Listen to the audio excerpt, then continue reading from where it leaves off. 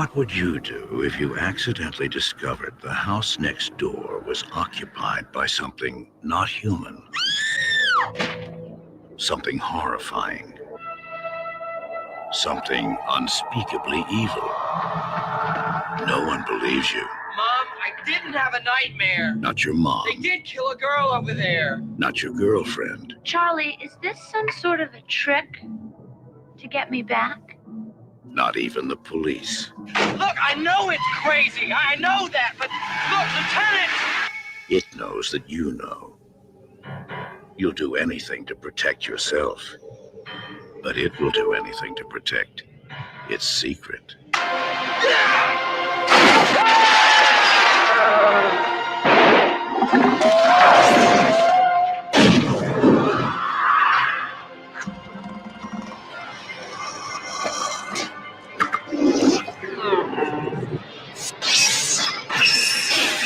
Fright Night.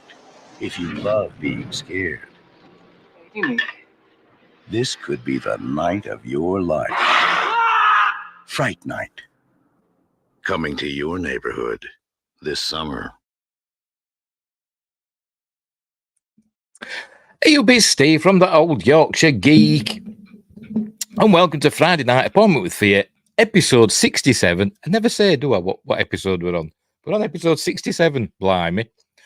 This week we're doing Fright Night, the original. Sorry, my computer's throwing a bit of a wobbly. Never mind. Right. We're doing Fright Night, the original movie from 1985. Joshua Kanapke says, welcome, by the way. I love this movie so much, and I quote it at least once a week. Cool. So you'll probably be telling me all about it then as we go on. I hope. And Wingrace says, let's do this. Yes. Wooden harpoons at the ready. No Josh Temple yet. And Sci-Fi Quest is here. Hi, Sci-Fi Quest. How you doing? He's not saying Steve. Josh Canap say, I love this guy's voiceover work. Anyone know what it is? I have no idea. It's not the in the world fella, is it? It's somebody else.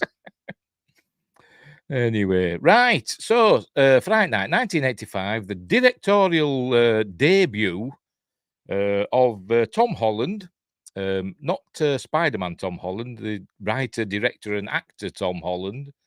He wrote and directed this. As I said, it's his directorial debut. It came to prominence, I think, a year earlier, because he wrote the script for Psycho 2, which was an unexpected success. It was a good sequel to the original Psycho, and so that kind of propelled him into stardom, sort of thing. So he wanted his next film to be this, and they kind of left him alone to make it. It had a budget of $7 to $9 million, and it was the second highest grossing horror film of 1985, grossing $25 million, which doesn't sound a lot these days, but well, back then it was only beaten by Nightmare on Elm Street 2, Freddy's Revenge. So there we go. Right, so let's get on with the film, shall we? As usual, I'll not be just playing it willy-nilly. We'll go through it in a series of stills. I may play the odd snippet. But before we start, like and subscribe, share the video or whatever, the stream stuff, wherever you go. Drop a comment. Join us in the chat, because Joshua Kanapke is here, Wingrace is here, Sci-Fi Quest is here. All having fun in the chat, I hope. We're live on YouTube. Yes, we are. We're live on Rumble, and we're live on Twitch again. We're back on Twitch. So Archmage Frey might join us. So we will see how we go again with Twitch. Right. Let's get on with the film now, shall we? Let's get on with the film. Right, off we go. Make myself titchy tiny. Did it? There we go. Oh, maybe. And there was much rejoicing because I'm back on Twitch. Right, off we go. Let's get on with it. Is it going to come on? Yes, it is. Right, there we go. There's the Columbia lady. Here we go. Right. So we begin with a scream. We hear a scream. And the moon. A visual effect moon. The visual effects in this are pretty decent for 1985. They were done by, I think, Boss Film under Richard Edlund. who did the visual effects and the makeup effects. They got Steve Johnson in, whoever he is, to do some of the makeup effects. But we'll get to that. But anyway, we start with it's like a bit of a Dracula ripoff. We're hearing this voice saying, come and sit with me on the veranda. And there's somebody called Nina. Was it Nina? I think it's Nina, isn't it? And Jonathan. So you think somebody's watching a Dracula type film? Oh, by the way, before we do that, hang on, let's nice matte painting here. Nice matte painting. There we go. This was filmed on the where the houses are that we see. This was filmed on the Disney. Is it backlot or whatever they call it? Owned by Disney anyway. It was filmed there, and in the background here were just more street and more buildings, and so they replaced it. This from like this black tree here. All this over here is a matte painting by I don't know how to pronounce his name. Richard Urisic or something like that. So that's cool. And then we as we slide over, we see the real houses. They're like a Victorian style house, which is the house where Jerry Dandridge and Billy Cole move in, which is that one. You can see the for sale sign, and then next door there's a regular house, which is going to be Charlie Brewster's house. Right, so anyway, there we go. Your lips are so red. And there we go. The great Roddy McDowell. Oh, I forgot to go through the stars, didn't I? It stars Christopher Sarandon, former husband of Susan Sarandon. She kept his name, bless her. William Ragsdale. Chris Sarandon plays Jerry Dandridge. William Ragsdale as Charlie Brewster. Amanda Burse as Amy Peterson. Stephen Jeffries as Evil Ed Thompson, I think his last name is. And the late, great Roddy McDowell as Peter Vincent, Vampire Killer. So, there we go. By the way, it's got a very, for me anyway, it's got a very Gremlins vibe. I know we did Gremlins last Monday. And this is a similar feel, more gory, and it's more horror than Gremlins. But I think Charlie Brewster is kind of like Billy Peltzer in a way, as in, I think he's a bit, a bit simple. But where are we? Oh, hang on. I love his tubs. Oh, okay. I want to delete that chat, but the heart isn't in it. Wait, what are you on about? I love his tubs. Who's tub? Roddy McDowell? I have no idea. No idea what you're on about. Who's tubs? Anywho. Is that spelled right? I always thought it was E.L. Roddy McDowell. So let me check. No, it's Dowell. I always thought it was Dowell. Never mind. Not that it matters. I meant to say tubes because you said Jeffries. Oh, Stephen Jeffries. Well, it's not spelt that way either. It's spelt with a G. Jeffries tubes. Of course. Anywho. Right. So we're going through the window. I presume this is like a crane shot. It probably is. I don't know. By the way, I've got the Blu-ray there. It's a nice Blu-ray from Eureka. Hang on, where are we? There we are. Nice Blu-ray from Eureka. It's got a good 2.5-hour documentary about the film. So that's interesting. But no commentaries. Which is a bit poo. But never mind. And there's other stuff as well.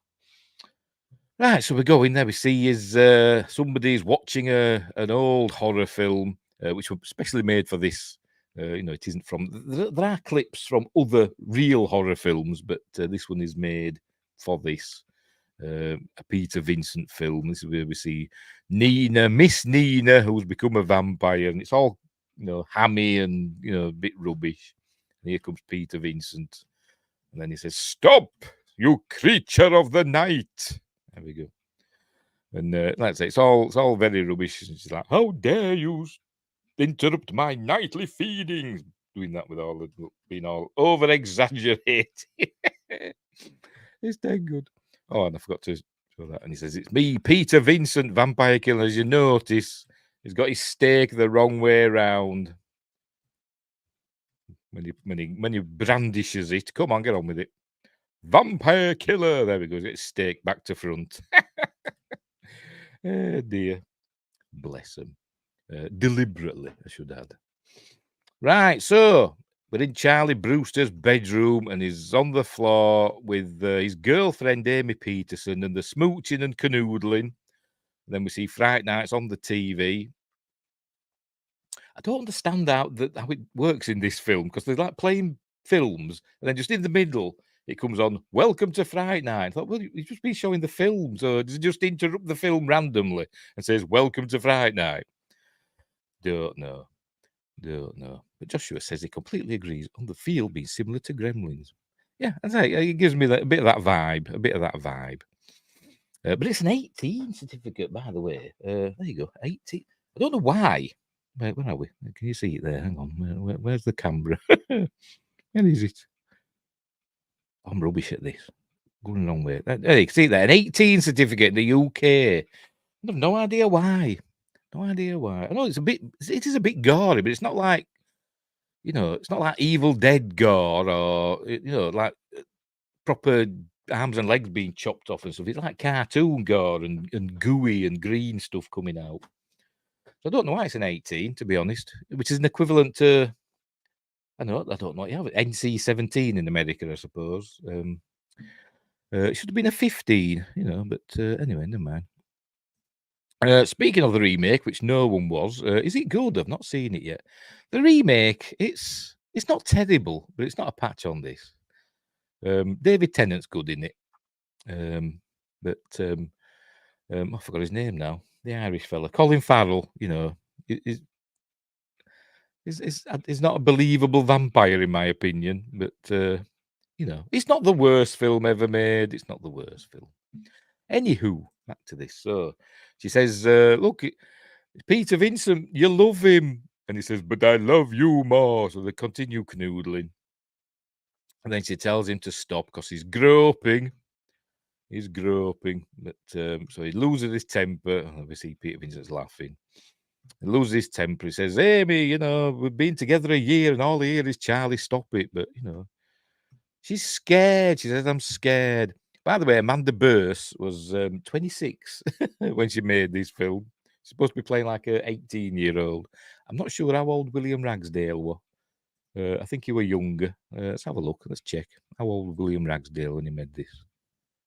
Hey, open link in new tab. Right, there we go. 1961. So 61. So he was 23 when they filmed this. So he wasn't that much younger. Apparently, he were a really good kisser, she said. Joshua says, your rating system is odd. That's no worse than yours. There's no way this should qualify as anything close to NC-17. No. I said, I don't know why it's an 18. I'm sure there's a reason. I could probably look it up on the BBFC website and it'd probably say. So we do it. Sod it. Let's have a look. See if it's on there. Right. Because you can check this stuff, can't you? BBFC. Right. British Board of Film Classification. Right. Find films, ages, ratings, and more. Right. Fright Night. 1985. Right. See what it finds. Oh, 0 results. Oh, but I'll just try Fright Night by itself. 8 results. There we go. There we go. All right. Fright Night, 1985. It's got an 18 certificate for strong violence and horror. Right, what does it say? Oh, it doesn't say anything. Let's have a look. Just bear with me. 18 certificates all the way down. The trailer got a 15 certificate. No, that's all it says. Strong violence and horror. But it's not that bad, is it? Not that bad. I don't understand. It's like I say, you've not seen like heads getting cut off and limbs being severed, and blood spraying about. Like I say, it's all kind of cartoony horror, with green goo and stuff like that, isn't it? It's very weird. Just says remake was okay. First watched it at a drive-in theatre as a double bill with a Final Destination. Good times. Yeah, it says it's not worse. It's not the worst film ever. C-17 is way too close. NCC 1701. The Enterprise rating. The horror. Yeah. Horror and violence. Strong violence and horror is what it says. That's all. That's all. What's that for? Hang on, we've got some more. No, we haven't. That's all it says. Anywho, what are the others? What are the other Fright Nights got certificates for? Fright Night 1947, which is not Three Stooges film. That's a U. Fright Night 2, not the actual remake. That's a 15 certificate. That's like a remake of not a sequel to the remake, but it's not very good, is it? That's a 15. Contains strong language, nudity, violence, and gore, and that got a 15. Fright Night Part 2 from 1988. That's an 18 certificate. And the remake, 15 certificate. Contains strong gore and language. Yeah. No idea. Anywho. Yeah, 2 is stronger stuff than this. Yes, the fella gets his head chopped off and use it as a bowling ball. Don't they? It's actually good, this Fright Night Part 2. I like that.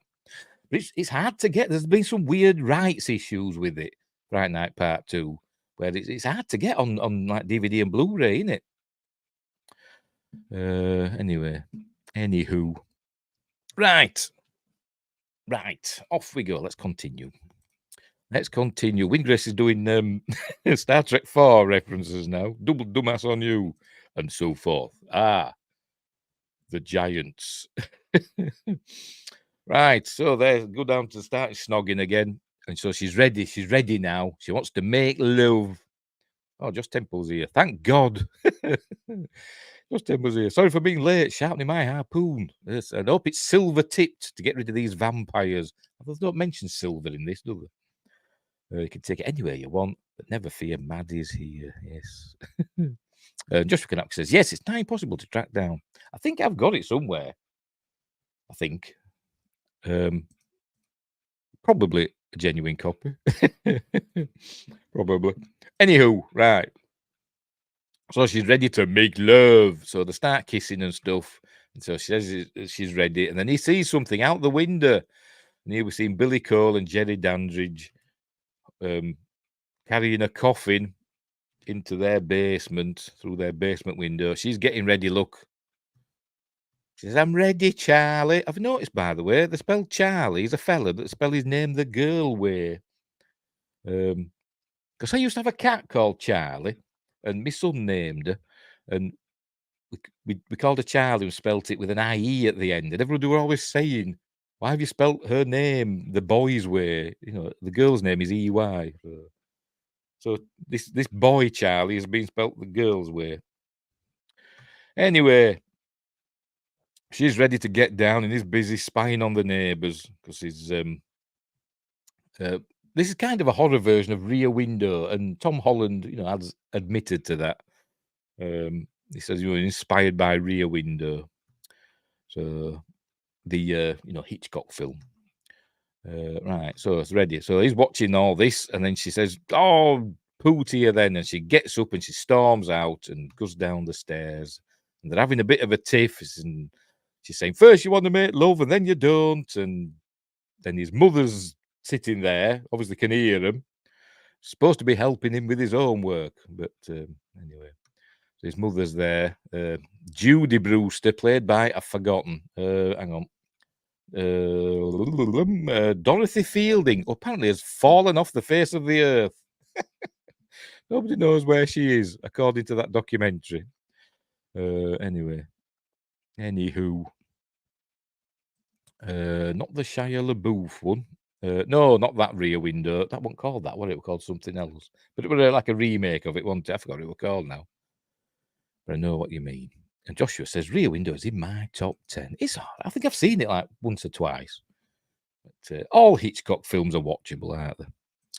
Shia, whatever. It wasn't terrible. The version used in the Mimic series. I don't know. I forgot what they called it now, but it wasn't called Rear Window, was it? Anyway, so she hears them, and she says, you're having a tiff, and then she's got talking about divorce rates, 76% higher in couples that that don't argue before marriage, and then Charlie's saying, we're in high school, Mom. but he's still watching the neighbours. So anyway, she goes, and Charlie's ignoring her, so she goes. It leaves in a huff, and Charlie's saying to his mum, "Somebody's moving in next door," and so she says, "Oh yes, they've sold the place at last." And then we cut to the chap on the news, and he's talking about talking about a murder. Somebody's being found dead. There you go. Man was found murdered. So it begins. Disturbia. Yes, that was it. Disturbia. Mimic series was solid. I've only seen the first one. And about the first one was the I forgot his bloody name now. Guillermo del Toro, wasn't it, with the bugs that mimic humans? Is that what you're on about? Is it them? I've only seen the first one. Anywho, right, I've got it on Blu-ray somewhere over there. Right, so somebody's died. Then we're at school, and Charlie. I keep wanting to call him Billy. Charlie is angry because there's going to be a pop quiz, so he's got to start boning up now. But I don't know how he knows it's a trigonometry apparently. I don't know how you bone up for a pop quiz because you don't know what the questions are going to be, do you? But anyway, she's still not talking to him. Is Amy? Here she is coming in the background. She just forces her way through. Here she goes. There we go. She's still not talking. And he says, "Did you find out what you did she find out what you really like?" She's got that weird voice, hasn't he? Stephen Jeffries, that says probably most famous for this and 976 Evil. Every other thing he's been in, I don't think did as well as those two films. Was it 976 Evil that was directed by Freddy Krueger, the actor? Him. Let me check. I think it was. Just let me. I forgot his bloody name now. 976 Evil. Robert Englund. Yes, it was directed by him. Yes, I think I've seen it once. Anyway, right. Let's just make sure we're going okay. Yeah.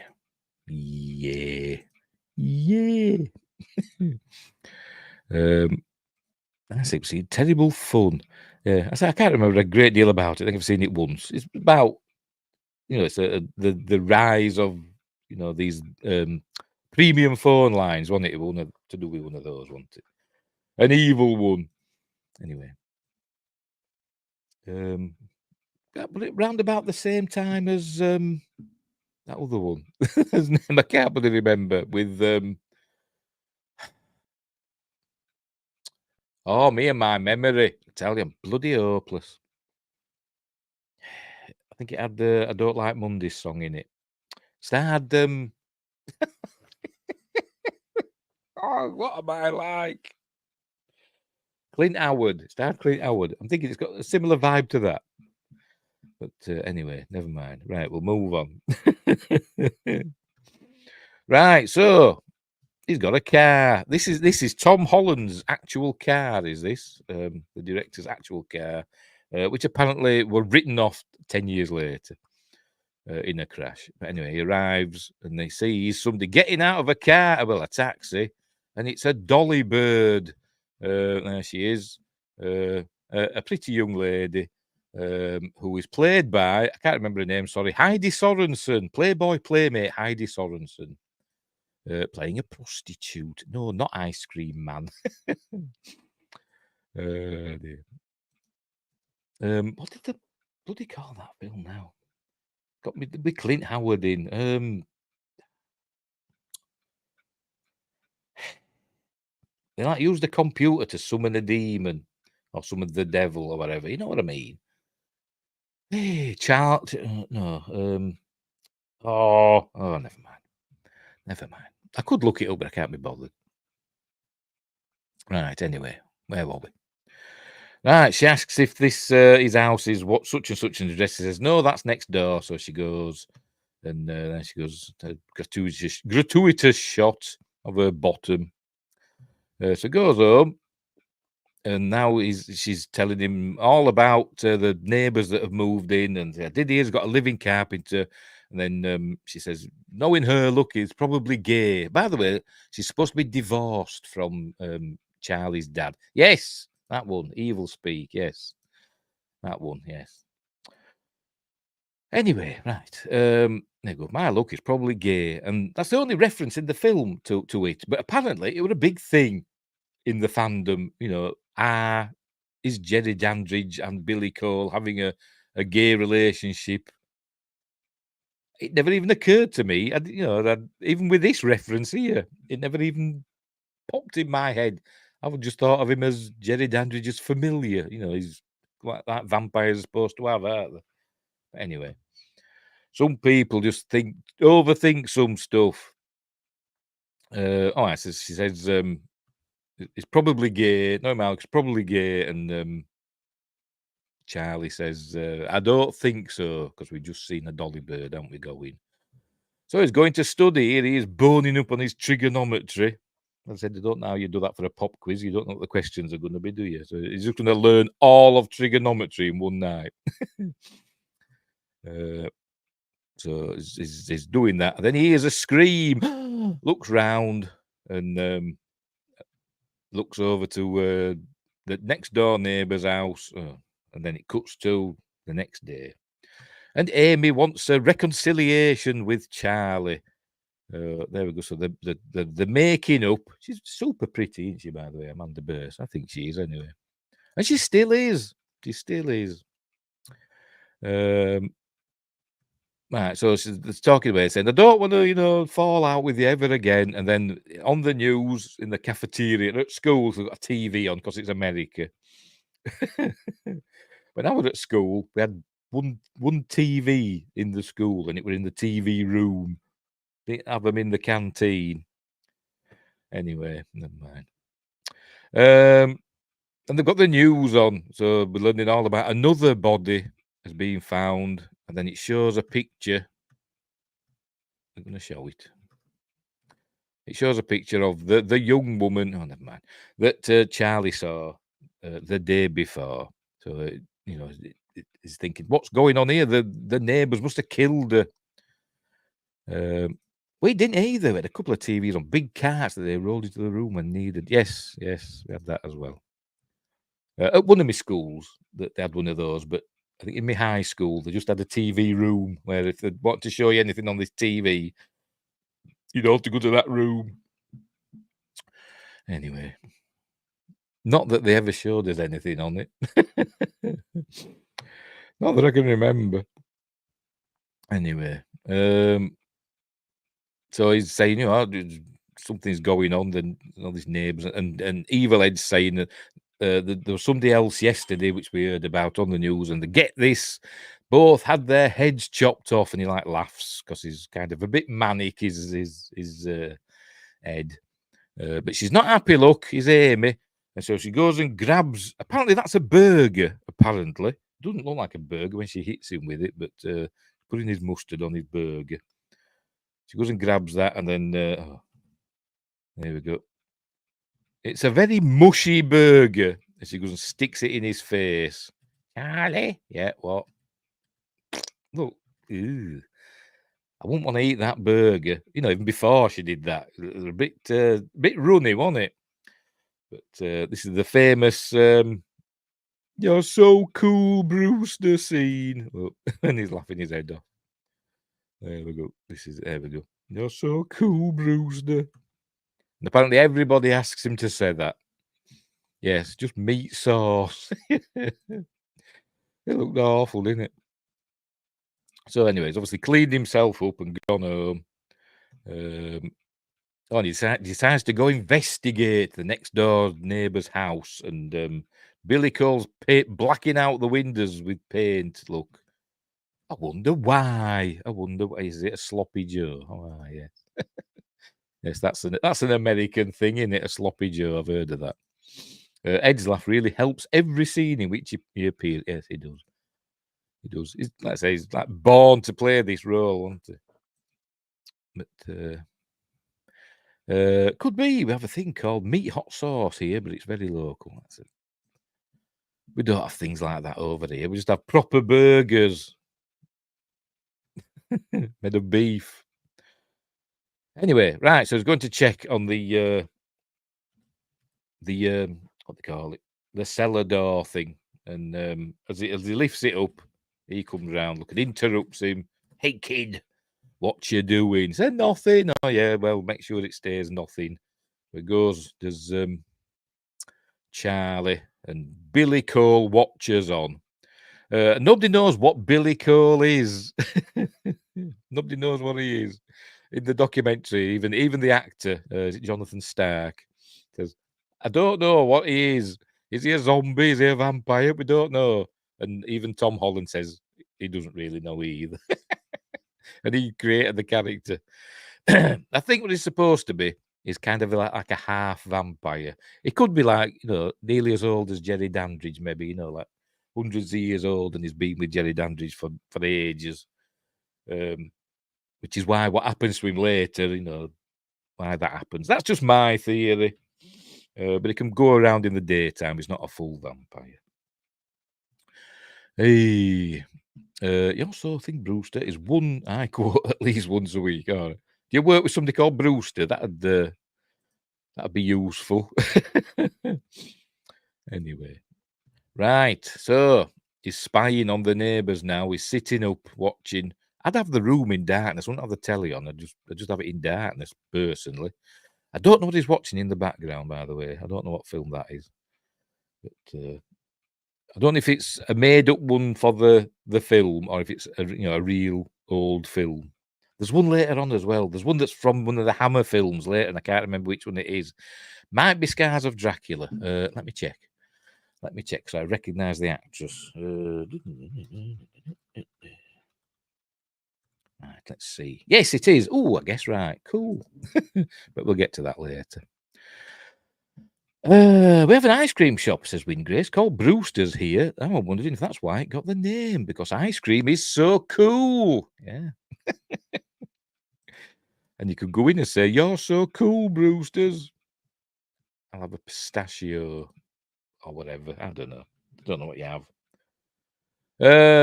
Right. So he's spying on the neighbours and he falls asleep. The TV's gone off, but that doesn't happen anymore, does it? They just go off. No, they don't go off these days, do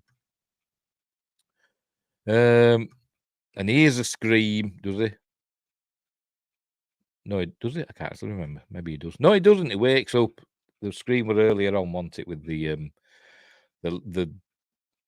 Playboy playmate. He wakes up and he sees a young lady in the window. For some reason, they're looking out the window. So can they see him? I know Jerry does in a minute, but press the wrong button there. So watching that, I'm going to have to be quick here because there's a little bit of nudity. Takes a brassiere off.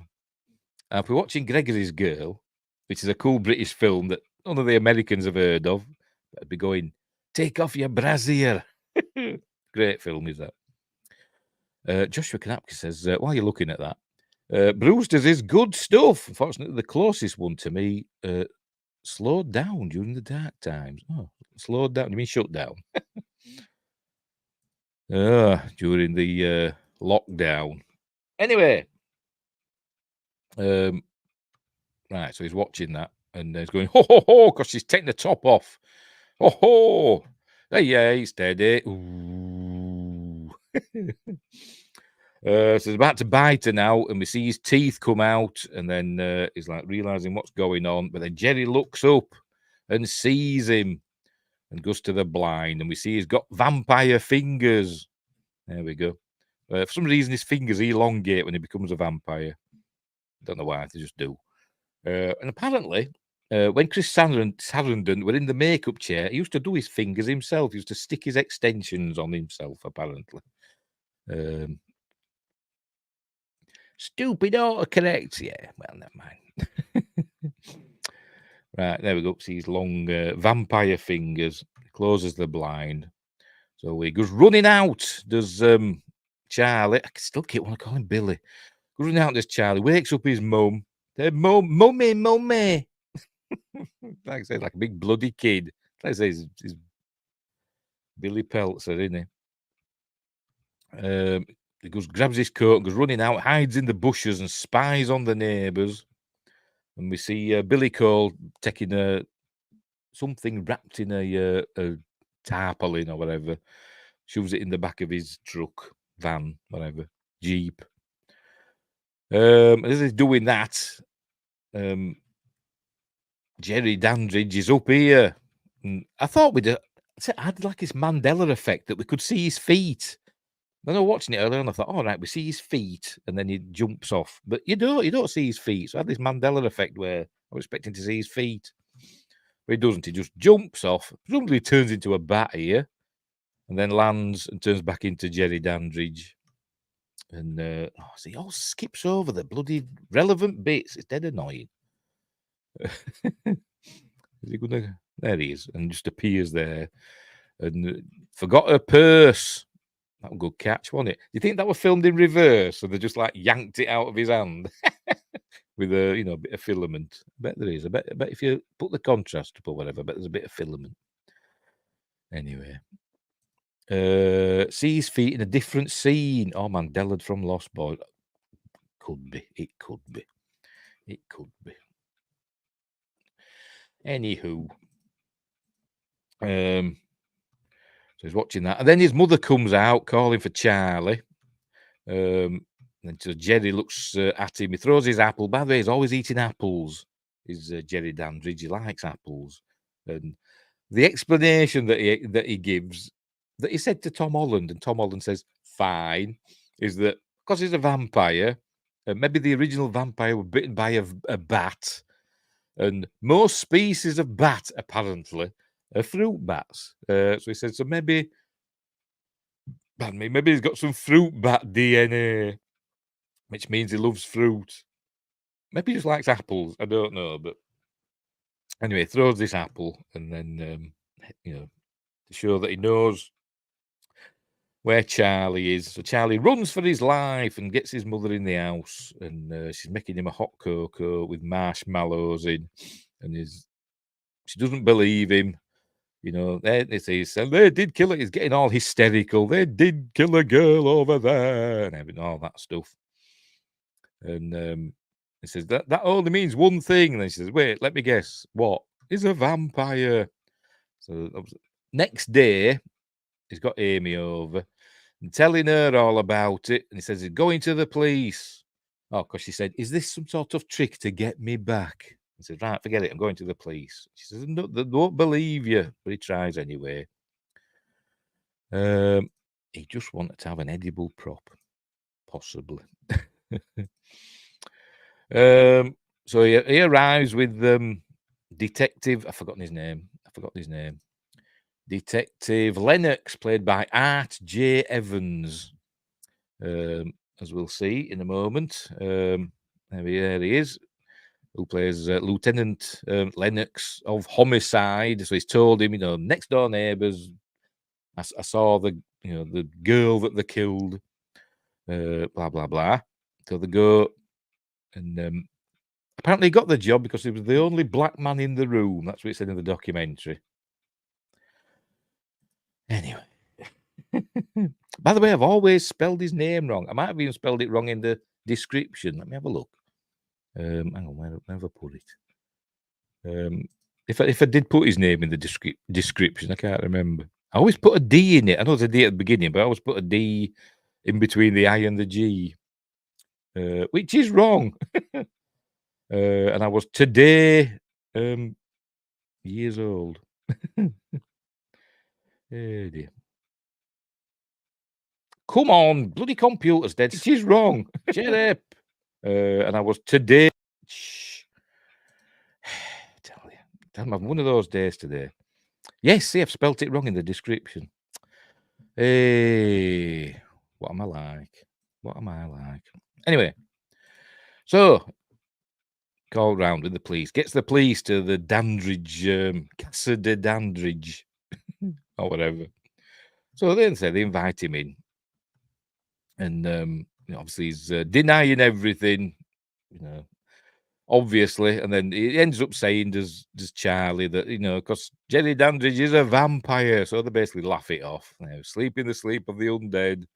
So obviously doesn't believe him. He says, if you come to the police station again, I'll lock you up forever. So he drives away, and I think that's the last we see of him. Understandably.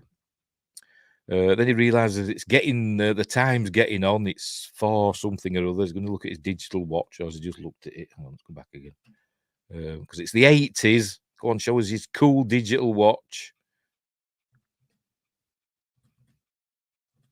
When you're ready. By the way, that was a church. And they thought, well, a vampire wouldn't live close to a church, so they changed it into an elementary school, apparently. Go on, look at your digital watch. Digital watch? What on earth is a digital watch? Oh, well, don't then. Right, so he jumps in his car and he's going to go see Evil Ed. And we're guessing that Evil Ed is called as such because probably when he were younger, we were right into horror and stuff like that. It's never really explained, but obviously that's the reason. So as they do in America, they just barge into other people's houses without knocking, you know. But that's what you like. So wonder he didn't just, you know, start eating stuff out of the fridge because, you know, you Americans do that as well. In films, anyway. So he's telling Ed about he's got a vampire living next door to him and he's going to kill him and all that. And obviously Ed doesn't believe him. So he pays him $8. I've got $8. What do I do? So, oh my God, they said, don't call me evil. So obviously trying to get away from his evil past. He gives him $8. So he says, right. So he says, got to get garlic and put it round the windows and doors and stuff. And he gives him a cross. He says, you know, but you've got to have faith for it to work. He says, but the biggest protection is that a vampire has to get permission from the rightful owner of the property to enter. So he thinks he's safe. Holy water as well, but it's got to be blessed by a priest. So, right, so he thanks him and off he goes. But he thinks he's safe because, you know, obviously Jerry hasn't been invited in. Or has he? So then his mum calls.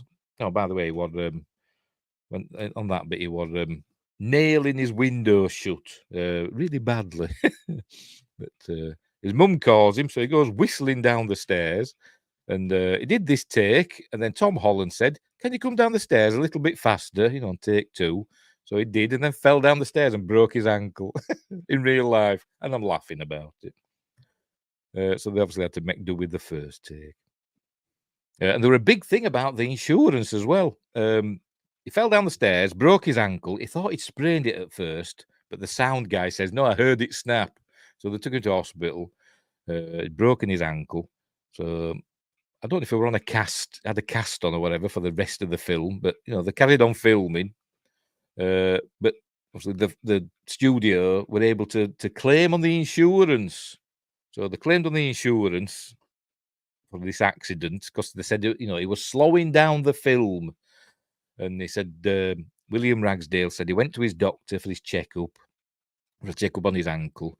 And the doctor asking him about, you know, has it slowed you down in your job or not, in filming? He says, no, I'm usually just waiting for them. He was being honest. Says, you know, I just wait for them to call me and I do my stuff and then, you know, that's it. And apparently the insurance company got wind of this and refused to pay out any money. So then he says for the rest of the film, this producer had hung around the set and mumbled to him, $100,000 a day is what you're costing me. So he thought, well, that's Hollywood, isn't it? That's Hollywood. Right. So anyway, he goes in the room and we find that his mother's invited Jerry Dandridge in. There he is, holding his hand out. So he shakes Jerry Dandridge, Jerry Dandridge's hand. And I've invited me over for drinks. And then he says, yes, I'll come whenever I want, with your mother's permission, of course. So, you know, he thinks he's doomed. As Charlie. So he goes running back upstairs. Says, see you, Charlie, soon. So anyway, that night, his mother's in bed asleep. She's starting the night shift soon, apparently. He's asleep with his cross in his hand. And then he hears Jerry running across the roof and stuff like that. He goes to investigate. There's nobody about. But Jerry is in his mother's room. Here he is. I'm going to show it. There you go. He looks at his mother. It's coming through the window because it's open. Look. And then we've got a special effects shot here, which I didn't even realise. Because you know what? I'd never even noticed it before because I'm totally unobservant. But anyway, what's this? What's that? Unused Rise RC. That's on Thingamabob on Twitch. It's somebody offering their services. Bless them. Anyway, never mind. Sarandon's over-the-top deliveries are so good. Yes, he's really good in this, really good. And he would go on to work with Tom Holland again in Child's Play, wouldn't he? Anyway, like I said, I'd never even noticed this effect, which is probably a sign of a good effect, but I'm totally unobservant, obviously. Is that a person? Or is that a doll or something? Just notice that there. Let's have a look. That must be a doll. As he goes past the mirror there, you can tell when you pause it, but when you're actually watching it, I'm noticing it now, but it's really noticeable now. But as he goes past that, the mirror, you can see he doesn't cast a reflection. It's a blue screen. They put a blue screen on it, and obviously it filmed the door opening. So he goes to the door and opens it, and obviously you don't see. Well, there you go. I'd never even noticed. I've seen this film loads of times. I'd never even seen it. Twitch did not alert me, says Archmage Frey. Curses, the mysterious man. Anyway, so there we go. So that's a blue screen mirror. I'd never even noticed before. You can notice it, obviously with the. Go back. Where are we? Obviously, you can know. You notice when he goes in front of it because you see the blue line, but I'd never noticed it in all these years. I'd never even noticed the door opening by itself. I'm totally unobservant. So there we go. Cool. It's cool anyway. He pulls the door and breaks the door jamb so his mother can't get out. And he goes into Charlie's room and whistling Strangers in the Night. So Charlie goes in. He looks out. The light goes off across the way. Obviously, Billy Cole's turned it off. But he's there waiting in his room. And he grabs hold of Charlie. Yeah, Charlie. And says, don't wake your mother, because then I'd have to kill her too. Sci-Fi Quest says, love Child's Play as a kid. Yeah, it's a good film. It's a good film, is Child's Play. The others are not bad either. The other Child's Play films are not bad either. So he throws Charlie around his room a bit, just after he said, I don't want to wake your mother up. Throws him around, making loads of noise. He's picking him up and throttling him. And he gets his crucifix out. There's I'm going to show it. I've probably gone past it. Gets his crucifix out of his pocket, but Jerry just makes him drop it, and he gives him a choice. He says, "Forget about me, and I'll forget about you. I'll leave you alone if you forget about me." But obviously, he doesn't, because he gets the crucifix out, cross out, whatever. So he calls him a fool like that, and so he's going to have to kill him. So he opens up the window that had been nailed shut, super easy. And he starts, pushing him out of the window, taking his time. I mean, he's that strong, he could just shove him out the window, couldn't he? But he's relishing it. We see Amy's photo smash on the picket fence. But Charlie picks up a pencil and stabs him in the hand with it, as we see in a minute. All this bloody skip thing's getting on my nerves. There we go. Stab. Could have been stab himself in the neck, innit? But never mind. Brad Dourif was born to be Chucky. He's born to be everything. He's great as everything. Is Brad Dourif. Has a vampire movie ever dealt with someone with crosses or crucifixes tattooed on them? See, I'd never even thought of it. Especially on both sides of the neck, like I always wanted to get. Lol. I don't know. I bet in John Carpenter's Vampires, I'm probably wrong. Is it? I've got to put the name now. The fella in that, does he have tattoos? I can't remember. It's not that I can recall. Does Joshua? I don't know either. But it's a good thought. It's a good thought. Anyway, but you've got to have faith, not just a tattoo. Anyway, stabbed him in the hand. So he goes, oh, and then we get a good effect shot here now. I might have to go back a little bit. Come on, is it going to do it? Is it going to do it? Right, come on, show us his hand. Oh, for God's sake. There we go. Shows it through his hand. And this effect, this was a Steve Johnson effect. No relation. No relation. Hey. Yes, you got Faith of the Heart. Yes. No, not George Michael. Oh, dear. Anyway, it's a Steve Johnson effect. It was inspired by the film Excalibur. So there's a scene in Excalibur where Lancelot gets stabbed by Excalibur after he's made love to Guinevere. Arthur goes out and leaves. I can't remember what's happened. But he gets stabbed with Excalibur, and you can see him. The blade is through him, and he comes all the way through, and then it does like a single take, and he pulls it out, and it looks like he's pulling the sword out.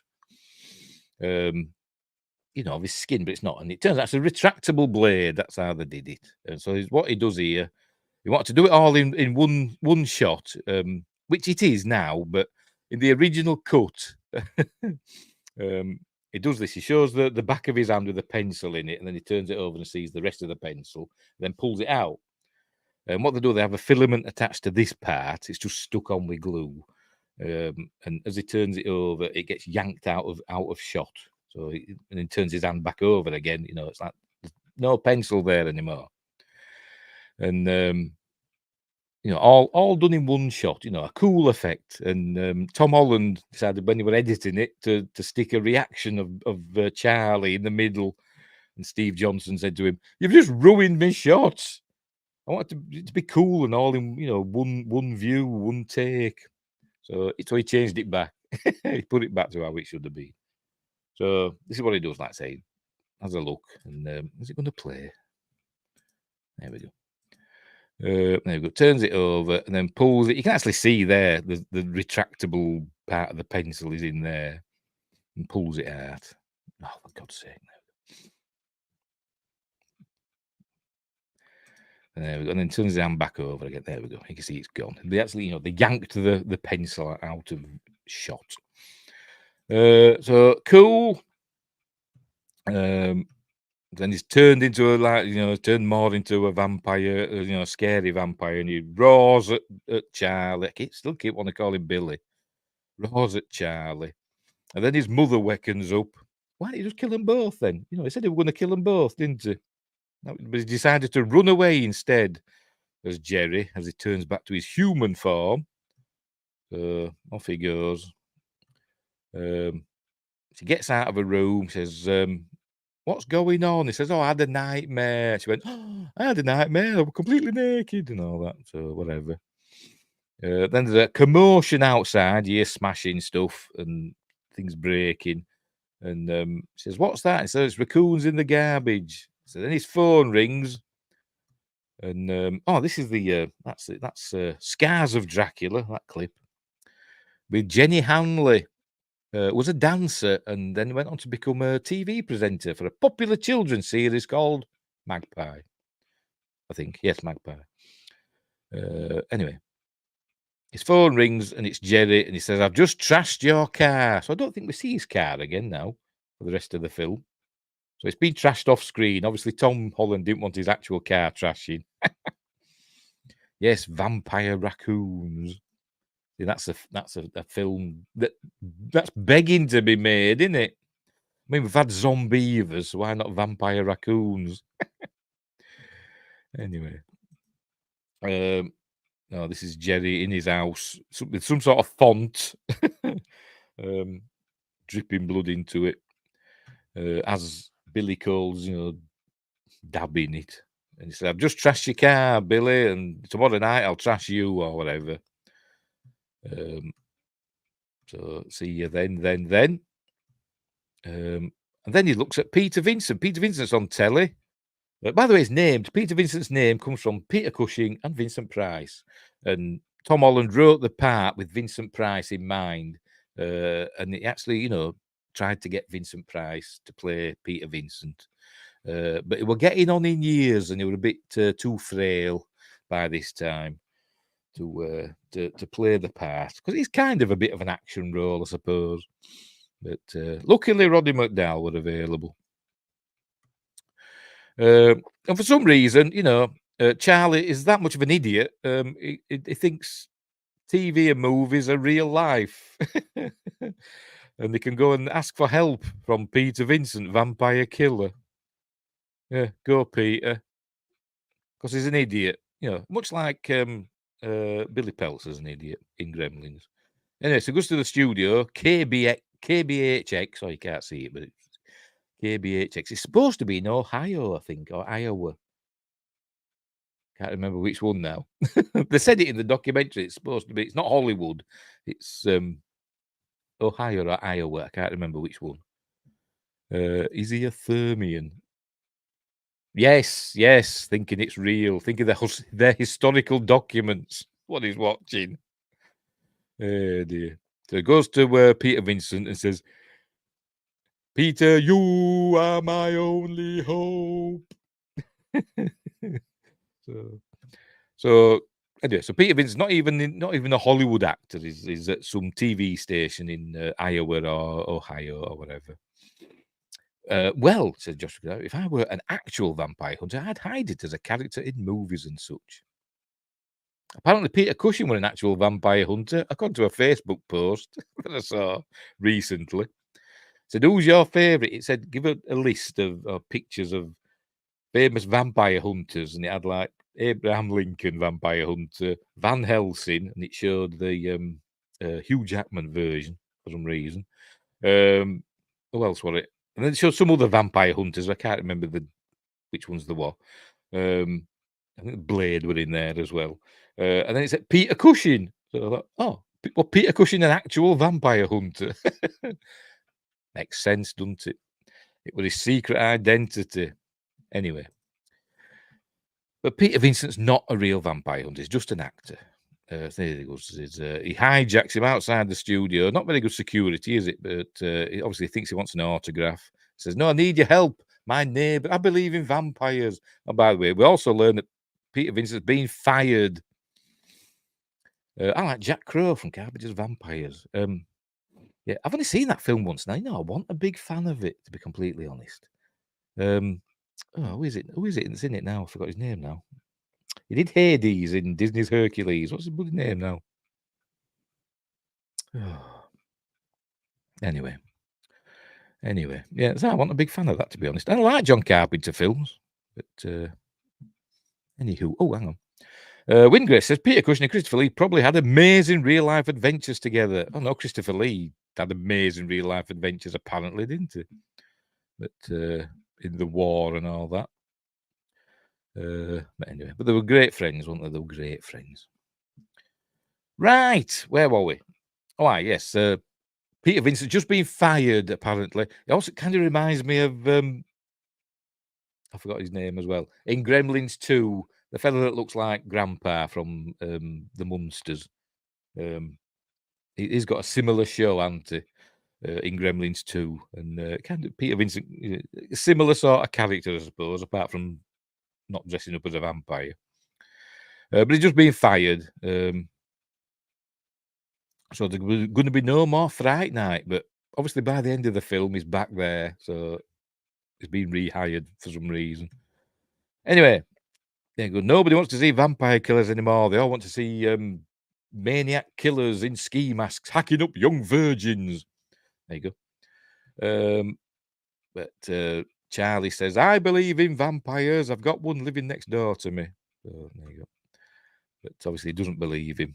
So he says, I want you to help me to kill him. So he says, no, I'm not joking. So he gets in his car and it says, you have to believe me. You said you believed in vampires. And he goes, I lied, and gets in his car.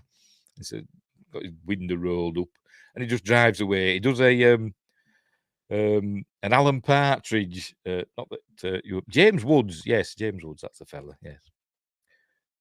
I was thinking, does he have tattoos in that film? Does James Wood's character have cross tattoos? Because that's the sort of film that I think he probably would, wouldn't it? But I don't know. He does an Alan Partridge, because there's a scene in one of the Alan Partridge series that's over here where he meets his biggest fan and he gets away and he gets in his car and says, "Not bloody likely, you mentalist, you're bloody mental you are," and drives away. And it's really funny. You've got to see it.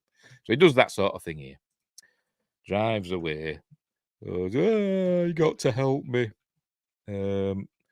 So later on that day or the next day or whatever, I don't know, Evil Ed and Amy arrive at Charlie's house. Obviously just walk in, hello, is anybody in? Don't knock. Nobody knocks or rings the bell.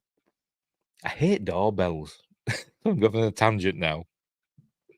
I never know whether to knock or press the doorbell, because I've had it where the doorbell doesn't work. So you press it, because you can't always hear it, can you? If the bell part is somewhere deep in the house somewhere, you don't know if it's worked or not. So I think sometimes I press it and then I'll knock and I think, do they think I'm being impatient? I don't know. So I just generally knock. Anyway, that's an aside. Anyway, they're going to Charlie's room and he's got all his garlic stuff and he's got loads of candles lit for some reason and loads of crosses and stuff. And he's not looking well. Hang on, let's see if we can. He looks a bit pasty, doesn't he? He's got that dark under his eyes, or he's not slept well. See, Windgrace's doorbell doesn't work, so I'd have to knock if I ever called at Windgrace's house, and it'd probably surprise him if I did. They just knock on the door and he'd done the, "Hey up! What you bloody doing here?" He'd be calling the police and everything. Has he got skis? Are there skis in the corner? Don't know.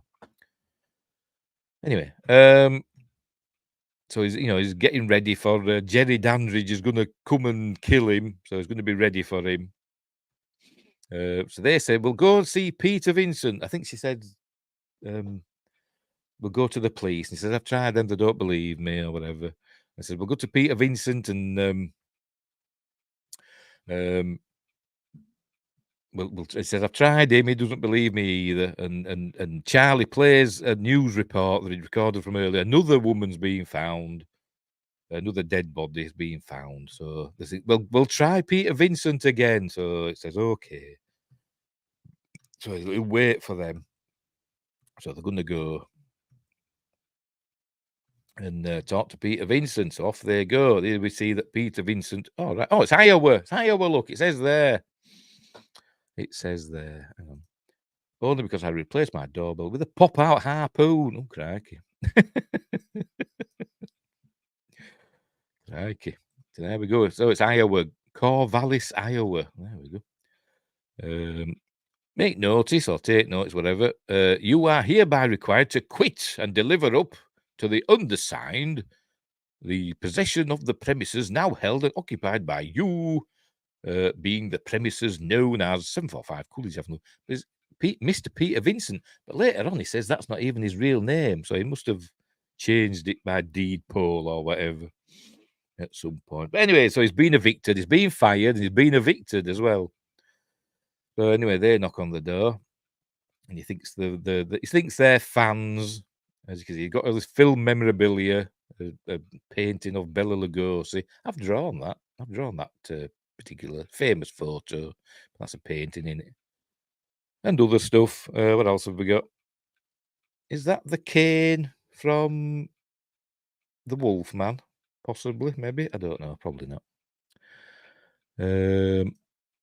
Just because of the skis, I don't see a mashup of Better Off Dead and Fright Night. I've not seen Better Off Dead, so I don't know. But vampires on skis sounds good. Somebody must have done it at some point. Snowy vampires. No zip code. Well, the no zip, I wasn't paying attention. I'd watch that for $1. Yes, on the cane. Yes, that. That's I'm thinking. Is it from The Wolfman, the original? I don't know what that is. Is that? I think it is, isn't it? Is that Pazuzu from The Exorcist, complete with Big Willie. Oh, you can't see it. It's just in shot there. Anyway, never mind. So he gets the kids, lets them in. So just a minute. He just picks his shoes up and goes and puts his smoking jacket on. What else have we got that we can see that's interesting? Some sort of lizard head there. I don't know. A meat cleaver, a cross, and a dagger with a handle. Don't know their reference. I think that might be a face cast of him. I think. I've seen in some trivia somewhere that is in this apartment is one of the face casts that they did of Roddy McDowell for Planet of the Apes. So that might be it. Zip code inclusion would get someone actually sending a letter.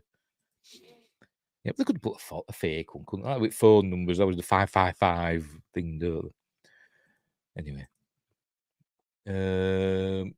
Is that Boris? Oh, you can't see. There's a photo over there. I think that might be Boris Karloff over here, but you can't see that because... hang on. Just let me remove my frame a minute. There we go. Is that Boris Karloff over there? Could be, couldn't it? I think it is. Anyway, put the frame back. Hey, branding. Right, so it's got a crystal ball as well. So, asking what they come for, and said, Bill, if you want an autograph, said, no, this is more important. Says, well, what could be more important than my autograph? Saving a boy's life, and they tell him about Billy. Oh, he's got some sort of award there. Is that a Saturn award? I wonder what he got a Saturn award for. Planet of the Apes, probably. Anyway. Wingrace says, I'm going to send a letter anyway to Peter Vincent because he might still be there. I don't think it is Pazuzu, that, is it? No, it isn't. It does look familiar. I've seen it somewhere before, though, that. More Boris Karloff. Frankenstein. Dr. Jekyll there, by the looks of it. Evil Ed's looking at a skull, sticking his finger in the eye. Oh, dear. Does look like Karloff. I wonder how much of this stuff was Holland's. Yeah, it could be, couldn't it? I don't know. Maybe they just called, is it Bob Burns, the fellow that's got all the memorabilia? Can we borrow some of your stuff? Not Billy. Did I say Billy again? I don't know. Anyway. Gonna help Charlie. Keep calling him Billy. Anyway. So, they want him to help. And they said, well, what can I do? So I said, well, you've got to basically prove that his neighbour's not a vampire. There's another head there. Looks like Klaus. Is it Klaus Kinski's version of Nosferatu? Let me get a better look at it. No, we're not getting a better look at it, are we? Never mind. It looks like Klaus Kinski's Nosferatu, the 1979 version. It looks like that. Which I've never seen. I've got it, but I've never seen it. I started watching it, but it was boring. There's my excuse. And he lies to himself. I've just been offered a starring role in a major film. Hollywood beckons. Obviously lying, but what else have we got that we can see? There's his kit, his vampire killing kit.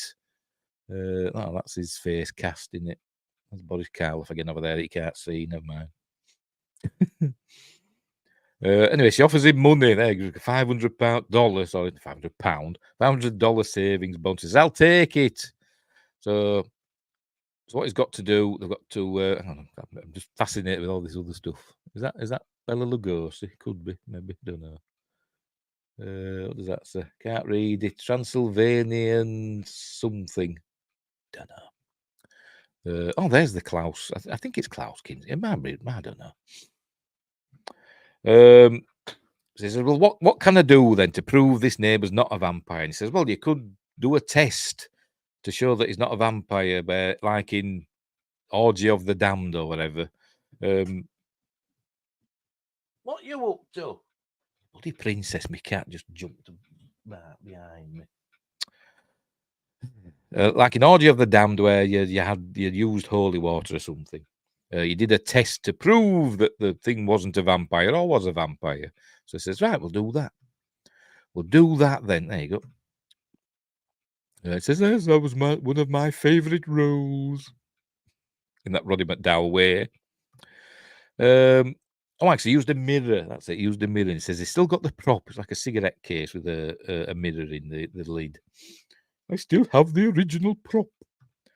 Then we cut to the Dandridge residence, and it's like Doc Brown's laboratory with all the clocks, all the clocks, all set for 6 o'clock. It's 6 p.m. And the phone rings, and it's just got up as Jerry, and it's what's his face? Peter Vincent's phoning him, saying, "Can I come round and prove you're not a vampire? We want to prove to Charlie that you're not a vampire." So he says, "Yeah, fine." So bring him round at 6 p.m. tomorrow. No sooner than that, because I'll be out, as in out cold. So that's what they're going to do. So, it says, don't bring any crosses because I'm a born-again Christian. So, and that'd be sacrilegious. It says, well, what about holy water? It says, no. It says, well, it'll just be tap water. It doesn't, it's only, Charlie doesn't know that it's not holy water and all that. So it says, fine. So that's what they're going to do. They're going to take some holy water to test, to show that Jerry Dandridge is not a vampire. So anyway, next day at 6 p.m, they arrive, ready to go in. So he's hamming up the role. Remember, he's not a real vampire killer. He's just an actor, isn't he? So there we go, telling him, if a touch touches him, it will blister. So off they go, in they go to the house. And Billy Cole is kind of creepy, isn't he? But here he comes, his dramatic entrance. He comes down the stairs, eating an apple, obviously, because he just eats apples in every scene. They go, Mr. Vincent, I've seen all of your films. They're very amusing. So he introduced them to Evil Ed, and he introduced them to Amy, who we'd seen earlier. I forgot to mention it because obviously the skip thing skips over it. When Charlie were in there earlier with the policeman, he noticed a painting that looked like, Amy. Obviously one of Jerry's, former wives. A bit like in Dracula, 92, where Winona Ryder looked like Dracula's Winona Ryder. Keanu Reeves' Winona Ryder looked like Dracula's Winona Ryder. So this is the same thing. William Ragsdale's Amanda Hearst looks like Chris Sarandon's Amanda Burse. So anyway, she's hypnotized essentially by him, not just by his manner. She does literally get hypnotized by him later. But he kisses her on the arm, charmed. Isn't that what vampires are supposed to say, Charlie? They'll have a good laugh at his expense. So anyway, so he says, right, let's get on with it then. It's where they learn that he took the police over a few days ago. But anyway, so it says, right, so he drinks the holy water. There you go. Has a look at it. Bottoms up, and he drinks it. Obviously, nothing happens because it's just tap water. And Charlie doesn't believe it because he knows for a fact that he's a vampire because, like I say, he attacked him in his room and he saw him, didn't he? Turn into a vampire and all that. He knows it for a fact. They says it's obviously not holy water. And Peter Vincent says, "You calling me a liar, young man?" But anyway, says, right, you better go then. You've caused your friends enough pain. And as the talking, Peter Vincent, there we go, gets his little cigarette case out with the mirror in, remember? And as he's looking, he looks, there we go. Jerry Dandridge casts no reflection, which we'd seen earlier on in the special effects scene that I noticed for nearly 40 years. But so he knows now that he's a vampire, and he drops it, and it smashes, the mirror smashes. So he's got 7 years bad luck as well now. So he's been fired, he's been evicted, and now he's got 7 years bad luck. Unbelievable. So anyway, so he goes, right, we're going, taking up enough of your time, tiddly pop and all that. Anyway, so off he goes. By the way, Roddy McDowell, an American citizen from 1949. Didn't know that. So there you go. Pardon me. As Charlie says, you saw something. What did you see? And he says, all right, he cast no reflection in my mirror. And he drives off. So obviously they didn't see it. So obviously Evil Ed don't believe him. And he says, right, I'm going home. Says, no way, we walk Amy home first. She must live a long way away. Because remember, she arrived on a motorbike or moped earlier on. And for some reason, they're walking tonight. So obviously he didn't come on a moped this time for some weird reason. And they can't go in his car because it's trashed, remember. So anyway. So he's gonna go and get him. Oh, there you go. He stands on the glass. He realizes, because Billy says, oh, well, we're in the clear now. And then he notices that the mirror, the shard of mirror, behave, you. Oh, she's been naughty.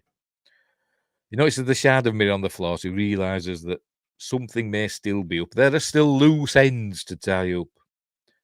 So anyway, so they set off walking through town.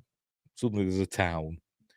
And Evil Ed wants to take a shortcut through a scary alleyway.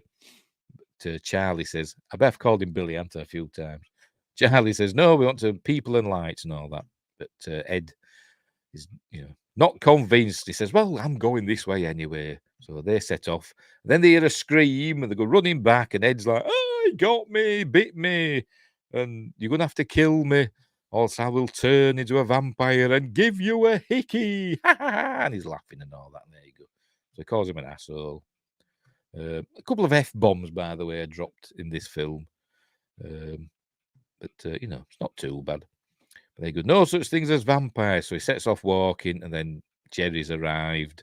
He goes following Evil. Don't call me Evil. There we go.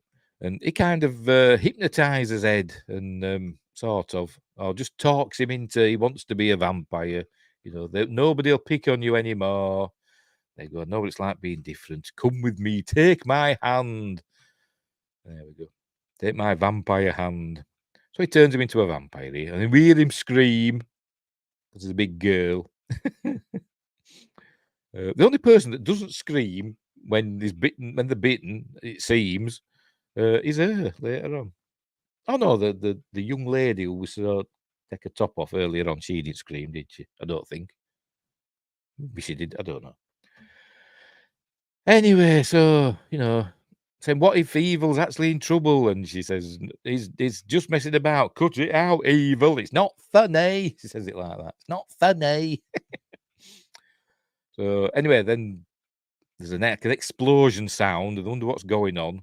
And then they see this fuse box or something's being ripped out. And wind blows and stuff. So they go running away. He's chasing after them, but walking. And they try and get into a nightclub, but they can't get in. So they go up, down the back way, but he keeps blocking them off. Behave yourself! Oi, get down. Bloody cat. Bloody cat.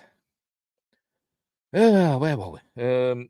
See, I've missed a bit. And he keeps cutting them off. He's like what they call him, Droopy. You know that dog from the cartoons who can be in two places at once. He's like that. He keeps popping up instantly. He's teleporting from one place to another. So they cut through the kitchen. Here we go. Of the nightclub. And apparently, there we go. I think so. Anyway, in the credits, Stuart Stern as cook. So I'm guessing that's the only cook we see in the film. So I'm guessing that's Stuart Stern. And Stuart Stern is best known for writing the screenplay for the film Rebel Without a Cause, starring James Dean. There we go.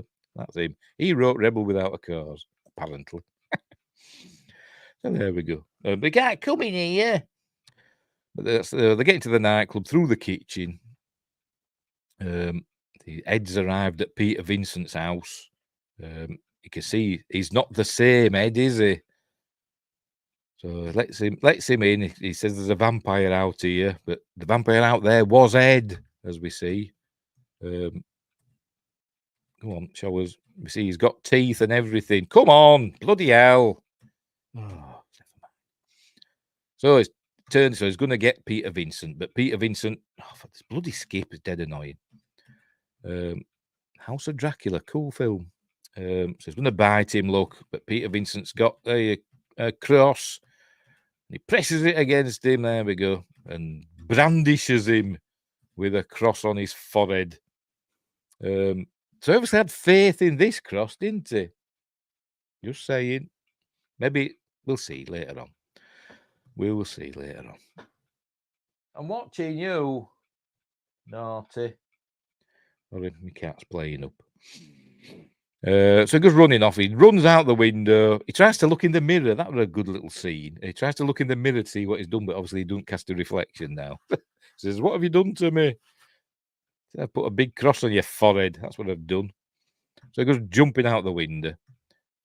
There you go. I say back. So he jumps out the window. Back at the nightclub, she's telling Charlie that she paid Peter Vincent because he wants Peter Vincent's phone number to get him to come back.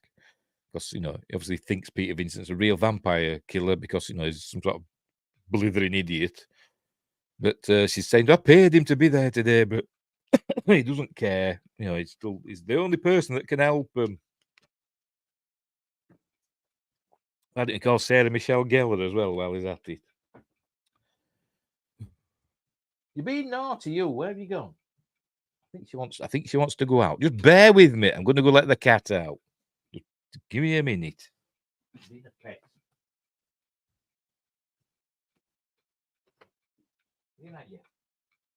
Come on, then.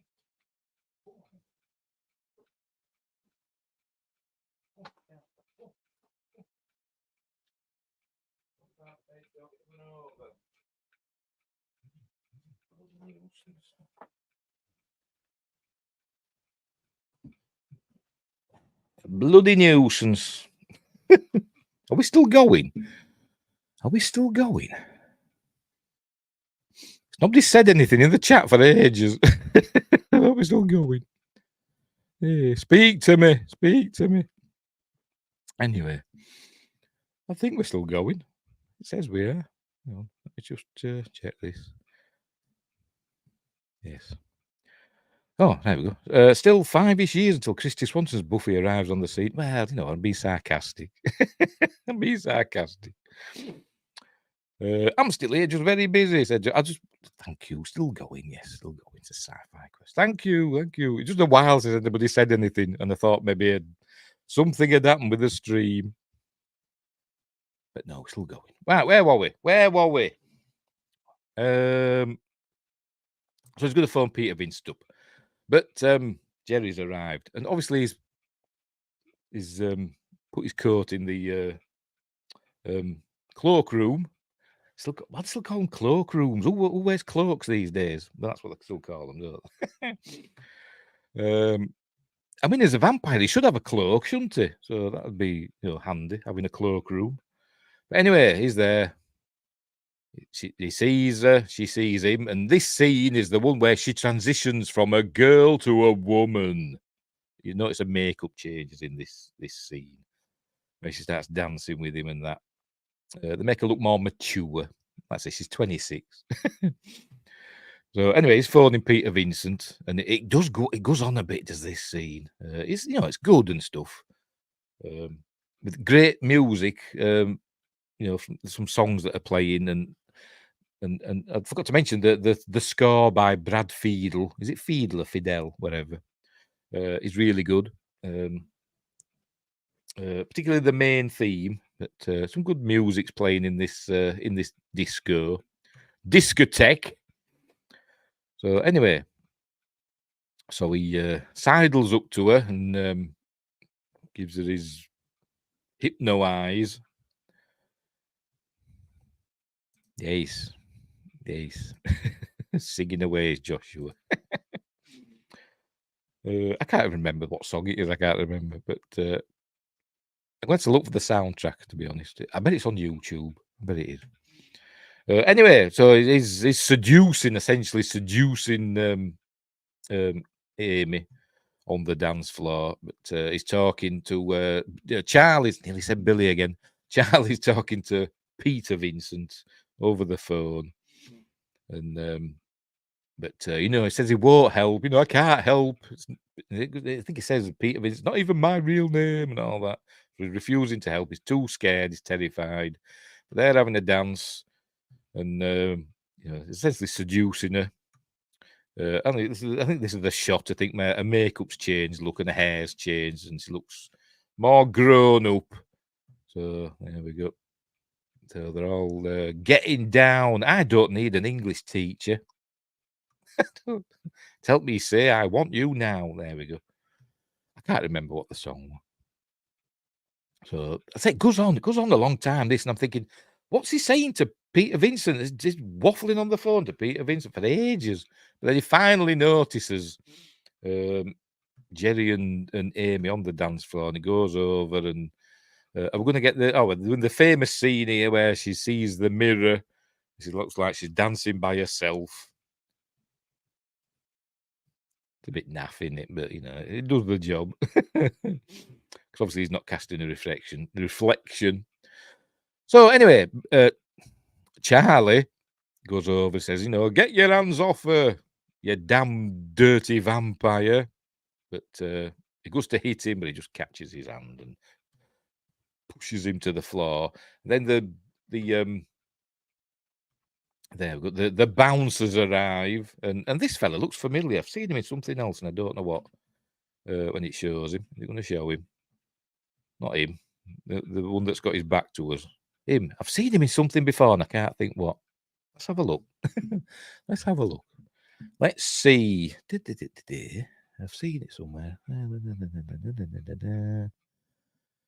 Just bear with me. Just bear with me. Right, let's have a look. It's not a huge cast on this. Which one? It says there's 3 bouncers. Go away. Nick Savage as bouncer 1, Ernie Holmes as bouncer 2, but then got photos, so I don't know which is which. Is he bouncer 1 or bouncer 2? I don't know. Let's see. Yes, it's him. That is, I forgot already. Nick Savage. What have I seen him in? Oh, yes. Friday the 13th, part 3. That's what I've seen him in. Yes. He plays Ali in Friday the 13th part. The biker gang that's in that. Yes, he's one of those. Yes, I know I'd seen him in something else. Yeah. Right. So, there you go. So the bouncers are going to deal with Jerry, but not, because he's going to kill him. There we go. He gets his vampire fingers out. Kind of remind me of the changeling fingers in Krull, which we may do on a Magnificent Mondays one day. But he's basically rips his throat out, as we'll see in a minute. Look, I'm a vampire. Leon, I need help over here. But there we go. Sends him into a table. And everybody starts panicking. He picks this big fella up off the floor, throws him, and they panic at the disco. And they're all running away. They're all running out. And Amy and Charlie get separated. But Jerry, scoops her up. So, no, Amy, no. And then they drive away with Evil Ed vampire laughing at him. Just like that. So, and he said, if you don't come here, if you don't go to the house or something, you'll never see Amy again, or whatever, something like that. He's holding Amy hostage. Right, so he goes to Peter Vincent. So there we go. Peter Vincent asks him to hold the cross, so to show that he's not a vampire. So as he's leaving, is Peter Vincent, and this is where he tells him it's not even his real name. He's terrified. I'm sorry, that's a character in the movie, but he's too scared to do it. So anyway, then we cut to Jerry's house, and here's Amy dressed in a flowing white gown. I'm sure he closed his eyes while he was changing her. I'm sure he did. But there she is with some paintings. That's a weird sculpture in it. Somebody with just an arm and no body. Very strange. Oh, there's the painting of, you know, Amy from another time. It must be a reincarnation or something. Anyway, Jerry's here, looking all seductive. He's got his shirt open. So he's basically a seducer now. There we go. And then he bites her. By the way, we're listening to Brad Fiedel's. I forgot the name of the bloody song now. Not song, track. Has it Come to Me? Yes, Come to Me. It's called. Is the music on this? I'll unmute it and we'll have a listen for 2 seconds. Probably won't play it now. I've said that. Yeah, that.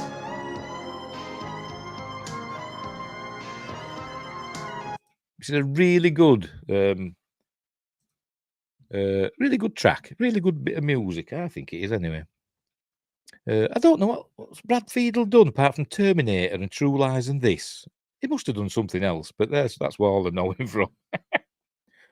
Anyway, right. So he bites her. We're going to show him biting her in a minute. And it's a nice little. There we go. It's a nice little thing where we see the blood. Get 2 lines of blood, and then a 3rd one for some reason. Come on, show us.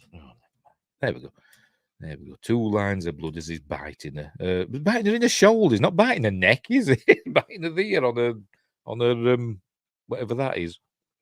I don't know. I'm not into muscles. I don't know what muscles are called.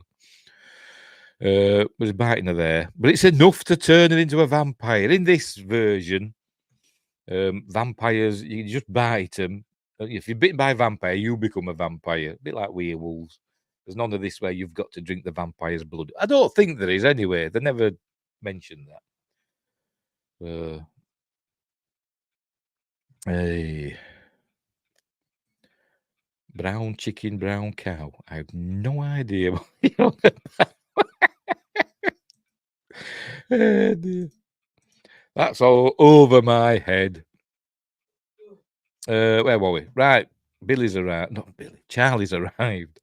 And he's about to go in, and he's stopped by Peter Vincent's arrived. He's had a change of heart. He's going to help him. So he's got all his gear. So he's got flashlight, stake, hammer. He's got a gun for to deal with Billy Cole, because he says he's human. Well, he does look human, but you can't kill him like a human. Anyway, so Peter Vincent says, we'll go around the back, we'll sneak in, but then the front door just opens. So they're going through the front door, and this is where he does another dramatic entrance, doing that. And he goes, welcome to Fright Night, for real. So there we go. Say it fast, sounds like Bo Chicka Wow Wow, which is adult film sounds. Oh, right. Is that what you're on about? Oh, I see. Brown chicken, brown cow. All right. Yeah, it is a bit that, isn't it? It's a West Coast thing. Yeah, I know what you mean now.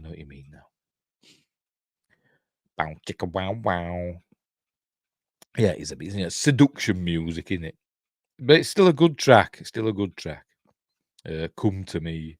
Anyway, so he arrives, and Peter Vincent gets his cross out and says, back, spawn of Satan. There we go. And he just laughs. He just like, really? There, like that. And he just grabs hold of the cross, and he says, and just crushes it. And he says, you need to have faith for that to work on me, Mr. Vincent. But it worked on Evil Ed enough, didn't it? Maybe it's because he's the chief vampire or something. I don't know. But he's obviously lost his faith suddenly. So he goes running. He runs away in a minute. Because Charlie, I still keep want to call him Billy. Charlie pops up with his cross. And obviously that one's going to work because he's got faith like that. But then Billy Cole pops up and smacks him in the face. And hang on. There you go. We're going to make it. Gives him a backhander. Sends him over the banister. Or whatever they call it. Not called banisters, are they? Is it? I don't know what they call them. Banister's another thing. We always call them banisters. Sliding down the banister. But apparently they're called something else, aren't they? Anyway. What's his name? Peter Vincent just runs away. He goes, "Oh, I'm too scared. I'm running away." So off he goes. Ed was newly turned and Peter was desperate, so he had some faith in the moment. Yes, faith of the heart, even. Yes, fair enough.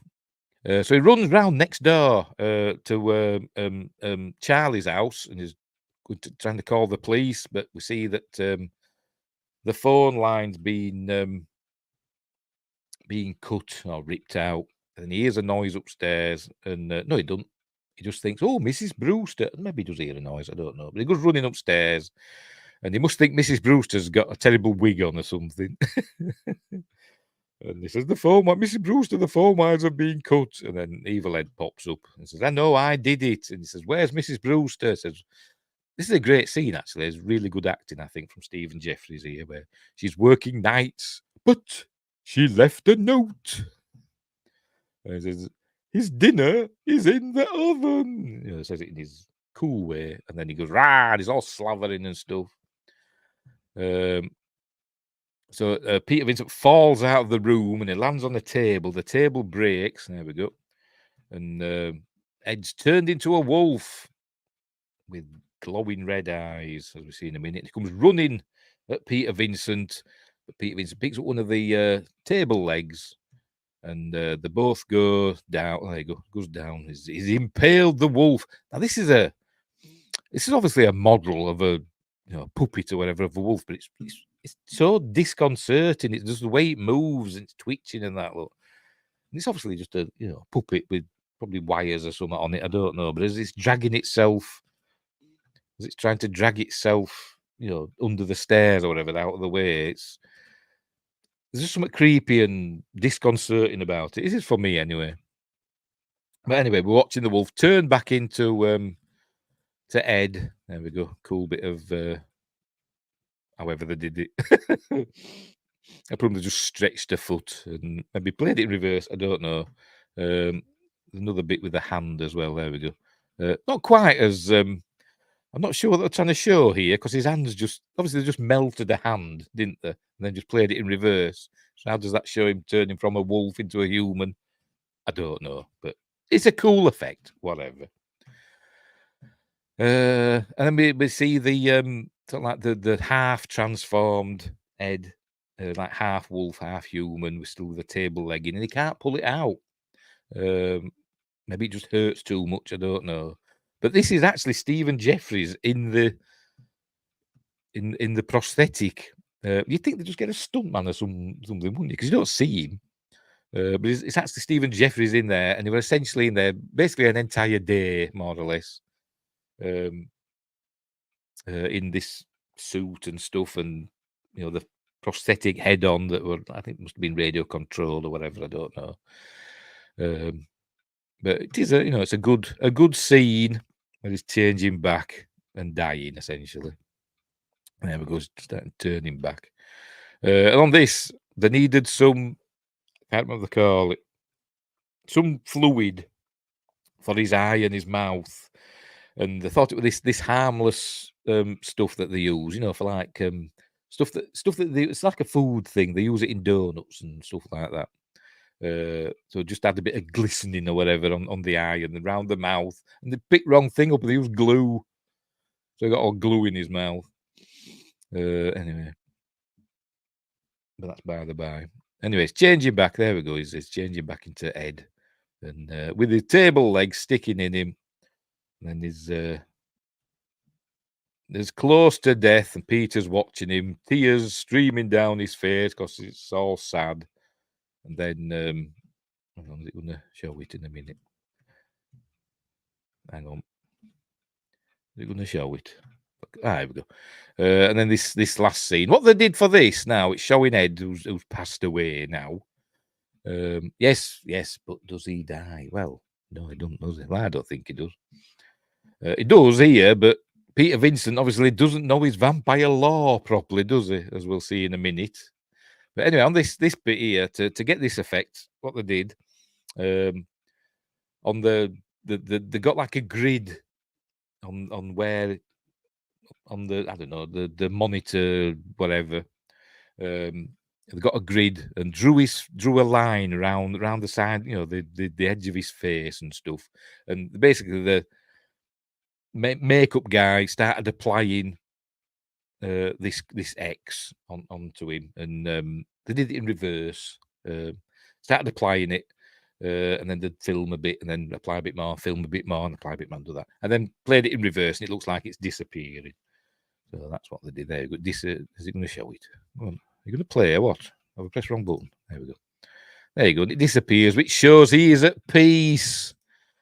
But so anyway, but then is it going to be this bit now, or is it going to be in a minute? See, Peter Vincent's, is heartbroken. No, it must be in a minute. Jerry, here we go. Jerry's bringing the prone form of Charlie into the room. He is Amy, twitching and all sweaty. She's undergoing the change. There you go. You wanted her. There she is. And he locks Charlie in with Amy, and he leaves him a steak. He says, "You may need this before dawn, just before dawn."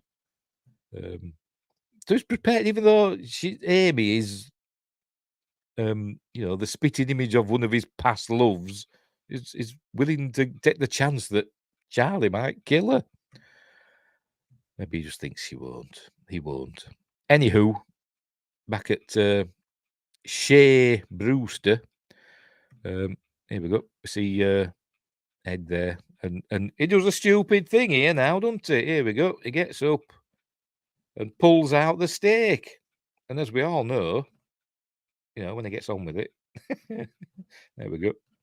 Pulls out the steak. And but first time I saw this, I thought, oh, hang on. If he knew his vampire lore, we've all seen Dracula films and that, where they pull the Dracula steak out of Dracula, he comes back to life, doesn't he? Does Dracula? So I'm thinking, he's going to come back to life. And I think they should have done a bit where he moves. He should have moved. No, Jerry's taunting Billy, expects Amy will polish her ex. Well, yeah. But there is that chance, isn't there, though? He's left him a weapon. But anyway. I think he should have moved at the last second, because he goes out the door. Oh, see, he's too bloody off, for Pete's sake. He goes out the door. He don't move anyway. He should have had him move his arm a bit. By the way, you actually saw Stephen Jeffries' arm, his elbow, earlier on during the transformation. His real elbow. He had that fake arms for when he were half wolf. You actually saw Stephen Jeffries' elbow poking out.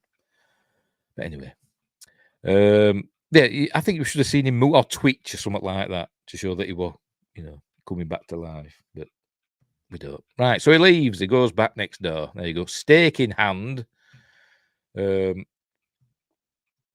goes upstairs and he hears Charlie and he says, "I'm going to break the door down. Make some noise." So Charlie starts banging about and saying, help me. And Jerry and Billy say, "Oh, I think she's woken up." There you go. But they get in, and then he realizes there's somebody else in the house. And I think is this a coffin that they're preparing for Amy? I think it is. 'Cause that's Jerry's coffin. And I think this must be a coffin they're preparing for Amy here, I think. That's my guess anyway. They don't actually say. Right, so he's saying, what can we do? She's been bitten. She's turned into a vampire, because we saw she'll get in teeth. And he says, well, if we kill Jerry Dandridge before dawn, she'll turn back to normal. So they've got to find him and be in his coffin or whatever, they've got to find him. But they've got to get past Billy Cole first. So anyway, Peter Vincent shoots him in the head. And in a minute, there we go. Bang! Shoots him in the head, and a stuntman falls down the stairs. There we go. And then Jerry appears at the top of the stairs, and obviously he's cross. He's says, "Now we've got him." There's not Billy. Charlie. See, you said Billy then. Look, Jerry's taunting Billy. You said it as well, Joshua. See, I've got you at it now. Charlie. Charlie says we have him or something like that. And Jerry says, do you? And then we have a little, what I think maybe is an homage to Halloween, 1978 Halloween. Because we see, they go, what did he mean by that? And in the background, he sits up. There's Billy Cole. There we go. He sits up in an homage to. God, did you wink? Yes, I winked when I said Billy. Yeah. Yeah. So he starts coming up the stairs after him. So Peter Vincent unloads his 6-shooter. Well, must have 5 left into Billy, the real Billy. But you know, he's still coming because he's not human, and he picks up. There we go. Picks up Peter Vincent, and he's going to throw him wherever. And Charlie stakes him with one of these stakes that looks like Formica or something, doesn't it? But never mind. A bit of plywood or something. Stakes him with that, and that sees him off. So is he some kind of weird vampire creature? Maybe so. But he starts melting. There we go. See goo coming down. And then we have a cool effect shot that's 3 effects in one. It's a composite. Obviously they've got him. You can tell that it's it's against a blue screen, and then the hands were done separately, so it's 3 in 1.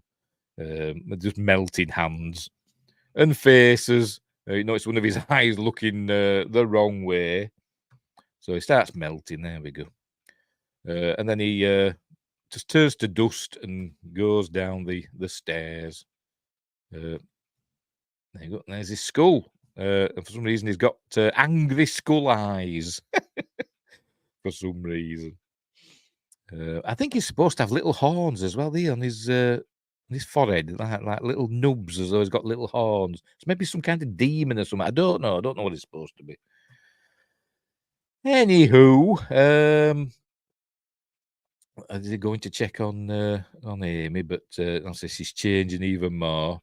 He's looking out the window, and Jerry's there. Look, gonna get him. They call him in just in time, and he goes, ah. And then we have the scene where they're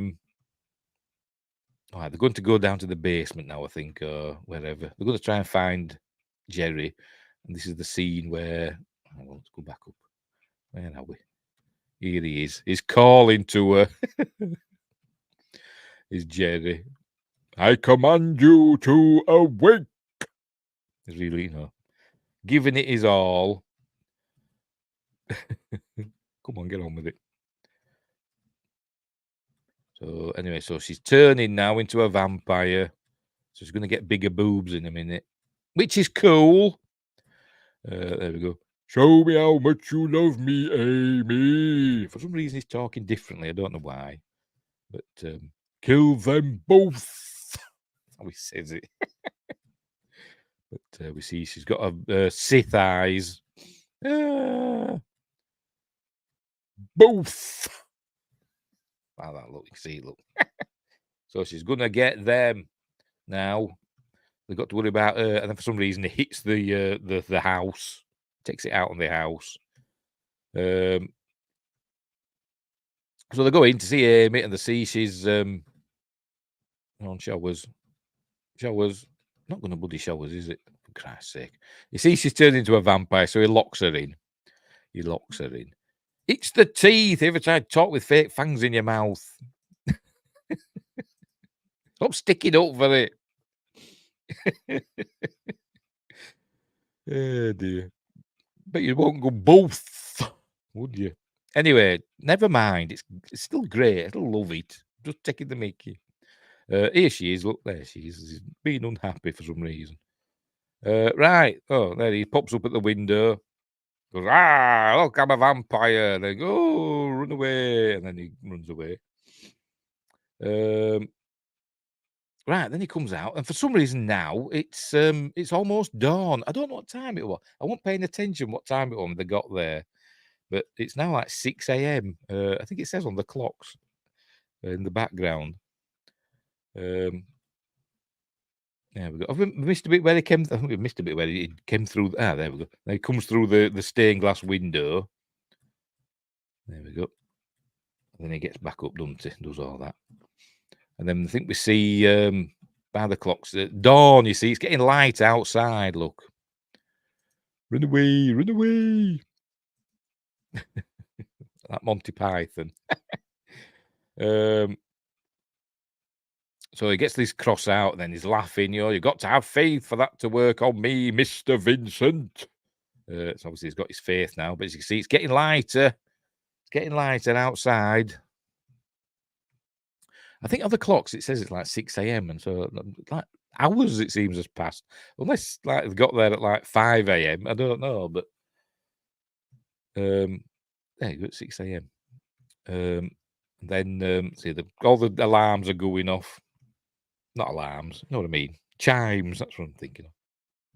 It says you're out of time, Mr. Dandridge, and then for some reason the sun reflects on that bit and it makes him burn.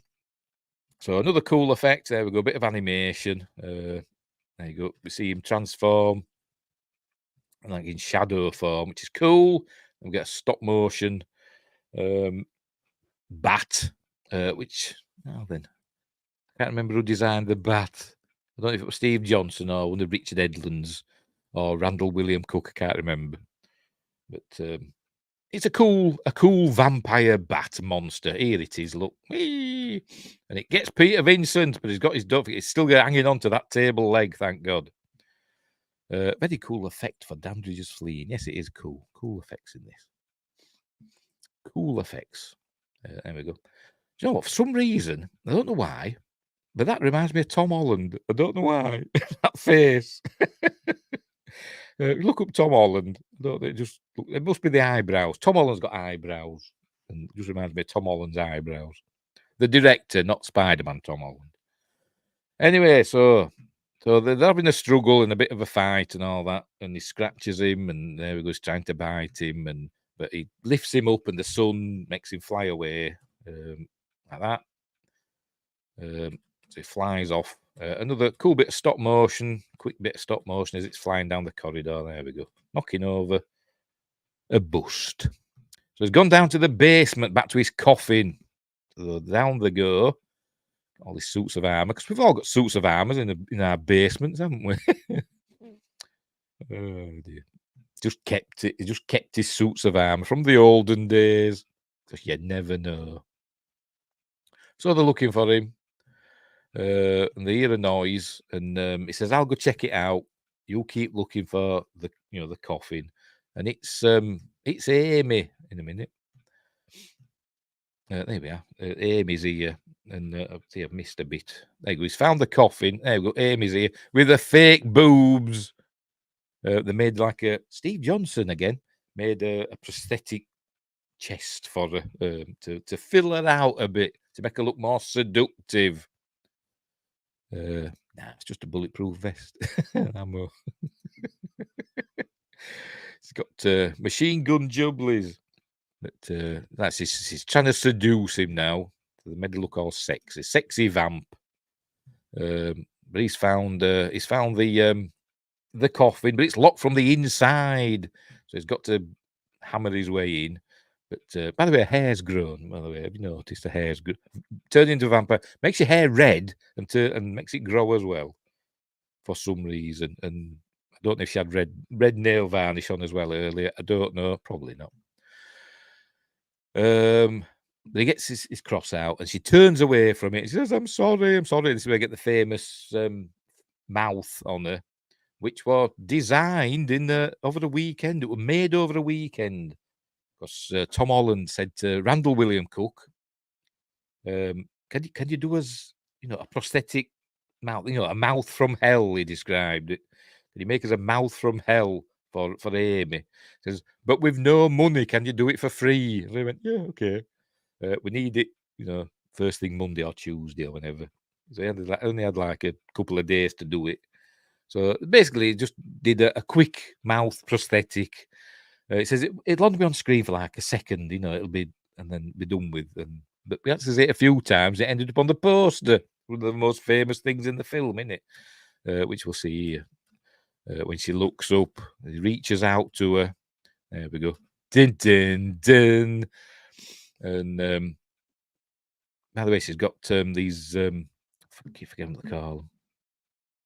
These contact lenses in that are basically just glass, and they were really irritating her eyes, apparently, because I think that they'd forgotten to smooth the inside of the glass contact lens, so it was basically scratching her eye, and she ended up crying. Red hair comes from the Neanderthals, so vampires came from them. Maybe so. That looks like my ex-wife. Hey. Hey. So there we go. So she goes after him, and she's trying to get him. And apparently she kept banging her head because she couldn't see where she was going because of the contact lenses. And she kept banging her head. And she was really hurting herself. And she ended up, she was crying, but they couldn't tell she was crying because she had all this prosthetic on. And it looked like she was laughing and smiling all the time, but apparently she was crying. And one of the special effects guys, I can't remember his name, sorry, just says, right, that's it now. We've had enough. We've done. We've got what we need. And just ripped it off her, because she was unhappy about it. And but then I think Tom Holland says, no, we need a bit more, actually. So they had to put it back on. But yes, she wasn't happy doing this, but she did it. She was a trooper like that. A lot of them are. Anyway, he gets the coffin open. And he sees him there, he is, and he wakes up, and he stabs him, but it looks like he misses. It doesn't look to be in his heart anyway. So he gets up and he pulls it out because he's a super vampire. There we go. And and he throws it. He throws it, and he did do. He throws it, and it hits one of the. Remember, we'd seen Billy painting it out. Painting out the windows with black paint, and so it threw the stake, and it hit one of the windows, and a light flooded in. So they're starting fighting. So Billy's going around smashing the other, not Billy, Charlie going around smashing the other windows, letting the light in, and so they're basically cornering him, cornering Jerry, and there's one place left. This is it reminds me, it's a bit like the Peter Cushing scene in Dracula, the original Dracula, Horror of Dracula, as it were called in America, where he runs down the table and grabs onto the drapes. This is that scene, although he doesn't run down the table. But there's a curtain. He's coming to get Peter Vincent. Peter Vincent's thinking, oh, God, I'm done for. But don't worry, because Charlie's here. So he's kind of running down the table, pulls down in a minute. There we go. Pulls open the curtain, and the light hits him full force and sends him flying backwards. There we go. In a special effects style. This scene was done, this shot, it's a stuntman on fire, and actually built the cellar, basement, whatever you want to call it, on its side. They built it on its side, and they dropped him down into like polystyrene stuff, into a polystyrene wall. There we go. So that's what they did there to get that effect, which is cool. Anyway, so it starts melting. There's Jerry. There we go. I think they've done this. I think it's paper for his skin. I think they used. I can't remember what sort of paper they called it, but it's like they use like some sort of paper that burns like that and looks kind of cool. So that's how they did his face, melting away. There we go. For some reason, loads of wind because it's a super vampire's dying. And he turns into one of the vampires, similar to Life Force. Flash paper, that's it. Yes, flash paper. That's what it's called. Yes. I couldn't remember what they called it. I couldn't remember. But this kind of reminds me of the... when you see the vampire skeleton, whatever, in Life Force, when it turns into a vampire there at the cathedral. It kind of reminds me of that. It's cool. Oh, And anyway, and it disappears in a puff of green flame, and then that's it. That's the end of Jerry Dandridge. Oh, there he goes. Zip. And he's done. There we go. That's all that's left of him. A puff of green flame. Yes, Barry Allen paper. No, Flash Gordon paper. So there we go. So that's the end, and everything's lovely. And she changes back. Does Amanda Burse to Amy Peterson. So she's not a vampire anymore. But obviously Ed doesn't turn back. He stays a vampire. There we see the house is. But that gone. Is it back up for sale again? I don't know. Is there been I presume there's been a passage of time, but we don't know how long. Don't know how long. Enough for the realtor to put the for sale sign back up again. Anyway, so it's kind of the beginning of the film again. You know, with slow moving on Charlie's bedroom window. We're seeing that. And Fright Night's on. They're snogging. Fright Night's on, and Peter Vincent's back, so he's obviously got his job back. Speaking of Flash Gordon, has anyone watched the new Ted yet? There's a series, isn't there? Is it a Ted series? I haven't even seen Ted 2. I started watching Ted 2, but it was a bit too much, to be honest.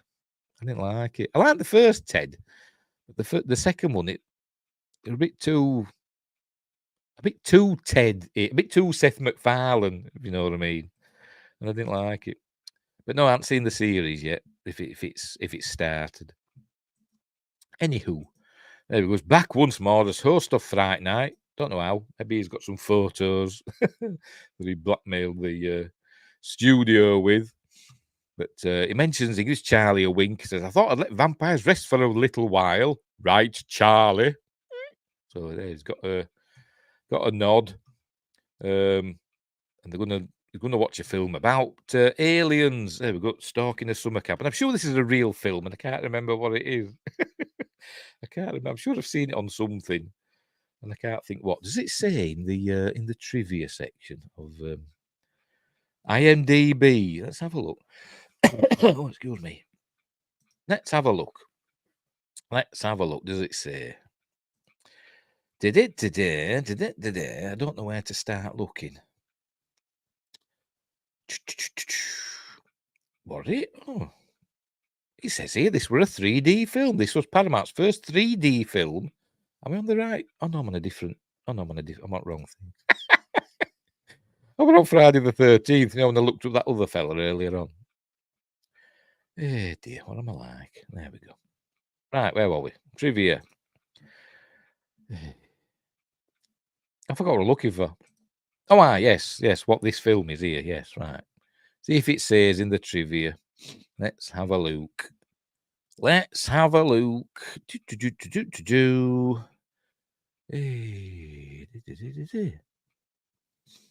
Rum-ti-tum, tiddly-pum.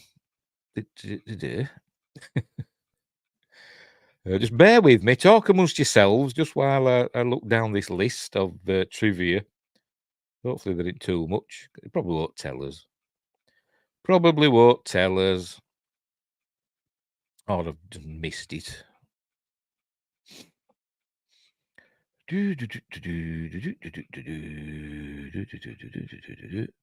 Oh, that's interesting. When Charlie Brewster first meets Peter Vincent outside the TV studio, that was the filming location for the start of the 1956 film Invasion of the Body Snatchers. Cool. Anyway. I thought that. It says pays numerous tributes to Salem's Lot, such as the house with a large staircase and window backdrop. I thought the staircase did remind me of Salem's Lot. But it's like a deep-seated, a cultural thing, I suppose, isn't it, for vampire films? Like an ornate staircase. It goes back to original Dracula, doesn't it? 1931, when he comes down the staircase. I suppose. I'm still looking.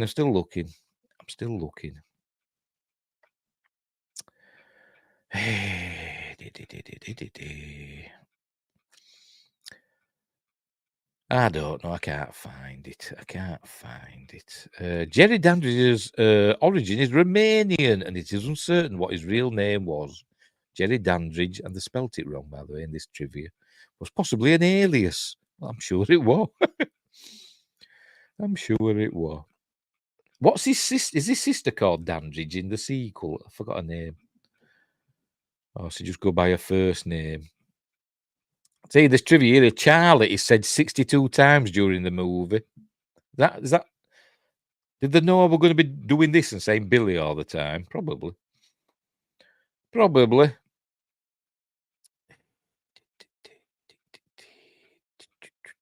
Not going to say, is it? No, it ain't bloody saying.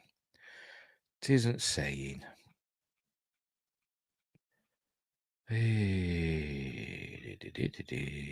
No, doesn't say. Doesn't say. Oh, there's still some more, bloody hell. It's going on forever, this trivia list.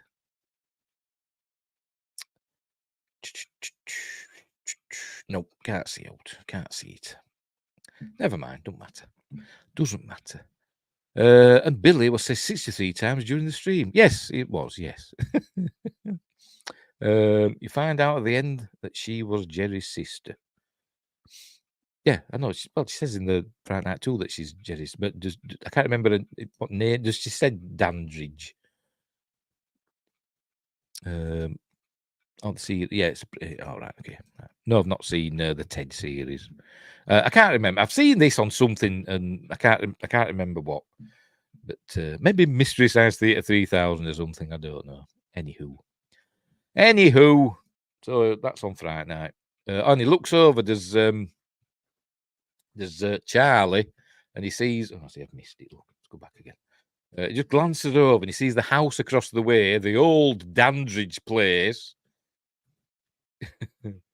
And just a minute, he's going to turn the telly off. Look, and there we go. As he looks, ding, he sees a pair of red eyes just disappear, and there's something wrong. He says no, and he jumps onto bed, and they're going to snog and canoodle some more. And then, as it goes back, we see the red eyes again. In a minute, there we go. Another bit of bloody Mandela effect. For some reason, I thought he were in the trees.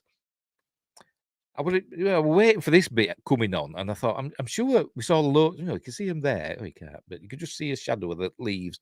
For some reason, I was thinking we saw his eyes in trees and leaves and stuff. I could see boughs.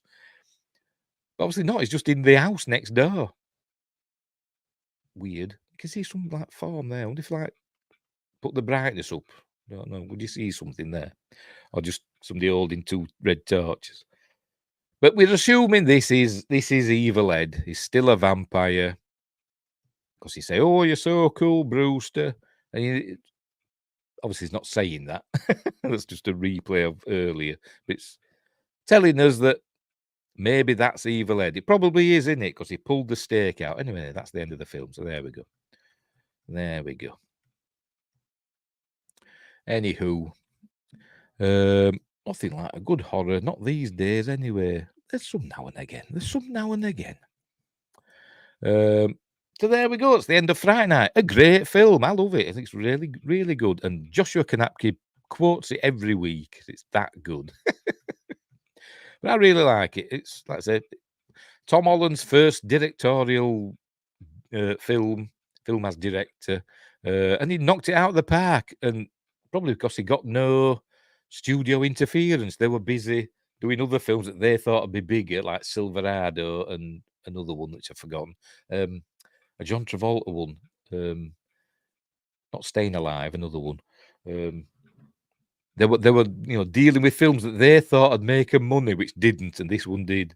As I said, the second highest grossing horror film of 1985. So anyway, we'll leave it there. I suppose we'll see you Monday, since it isn't a holiday for you. Have you got a holiday on Monday? All right. Yes, not a holiday for us. Is it Martin Luther King Day or something on Monday for you? Is it? I think I've heard that somewhere before. But anyway, so that's the end of Fright Night. That's a great film. And the sequel were okay as well. I quite like the sequel. What was his sister called? I'm going to have to look that up now. Just bear with me. Does it say Fright Night? Hang on, where are we? Fright Night Part 2. There we go. Pardon me. Oh, yeah, Regine Dandridge. Yes. It's called that in the cast list. Yeah. I didn't know if she actually went by that name in the film. I knew she was Regine, but I didn't know she was called Regine Dandridge. I know she was his sister. Was she his older sister or younger sister? I don't know. Does it matter? I don't know. Anywho, right. We'll leave it there. I'm really pressing the wrong button. Yes, Martin Luther King Day. Yes, MLK Day. Not a day off for me. We'll be working away like usual. And or as I always misread it, Milk Day. Oh dear. Right. Oh, crack. Sorry, I'm shouting. Right, we'll leave it there. What's coming up next? Monday is Magnificent Mondays. We're doing Troy. Hang on, where have I put my disc? Oh, I don't know. Put it somewhere. I'll put it somewhere. I can't find it. We're doing Troy, the Wolfgang Peterson film, directed by Wolfgang Peterson, starring Brad Pitt, Eric Bana, etc. A great historical epic. And it's one of my faves. So we're doing that on Monday. I'll have my news on Sunday and may do some other bits and bobs. In the meantime, go subscribe to Win Grace. He's got a couple of new videos up, and subscribe to Sci-Fi Quest as well.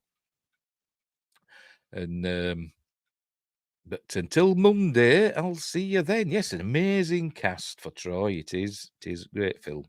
A great film. But anyway, we'll leave it there. So thanks, Win Grace, and thanks, Joshua Kanapke, thanks, Josh Temple, thanks, Sci-Fi Quest, for keeping me company in the chat. As usual, you make it a million times better than just me waffling on. I do waffle on, but you liven it up a bit. Slavico says, cool stream, Steve. Looking forward to Monday's live. Love Troy. It's a great movie. Yes, it is. That's how I like historical epics. I like Spartacus and Benner and all them. Kingdom of Heaven, the director's cut. I like that as well. But and obviously Gladiator. We may get to them. Right, so we'll leave it there. So thanks for watching. Don't have nightmares. And until next time, I'll see you there.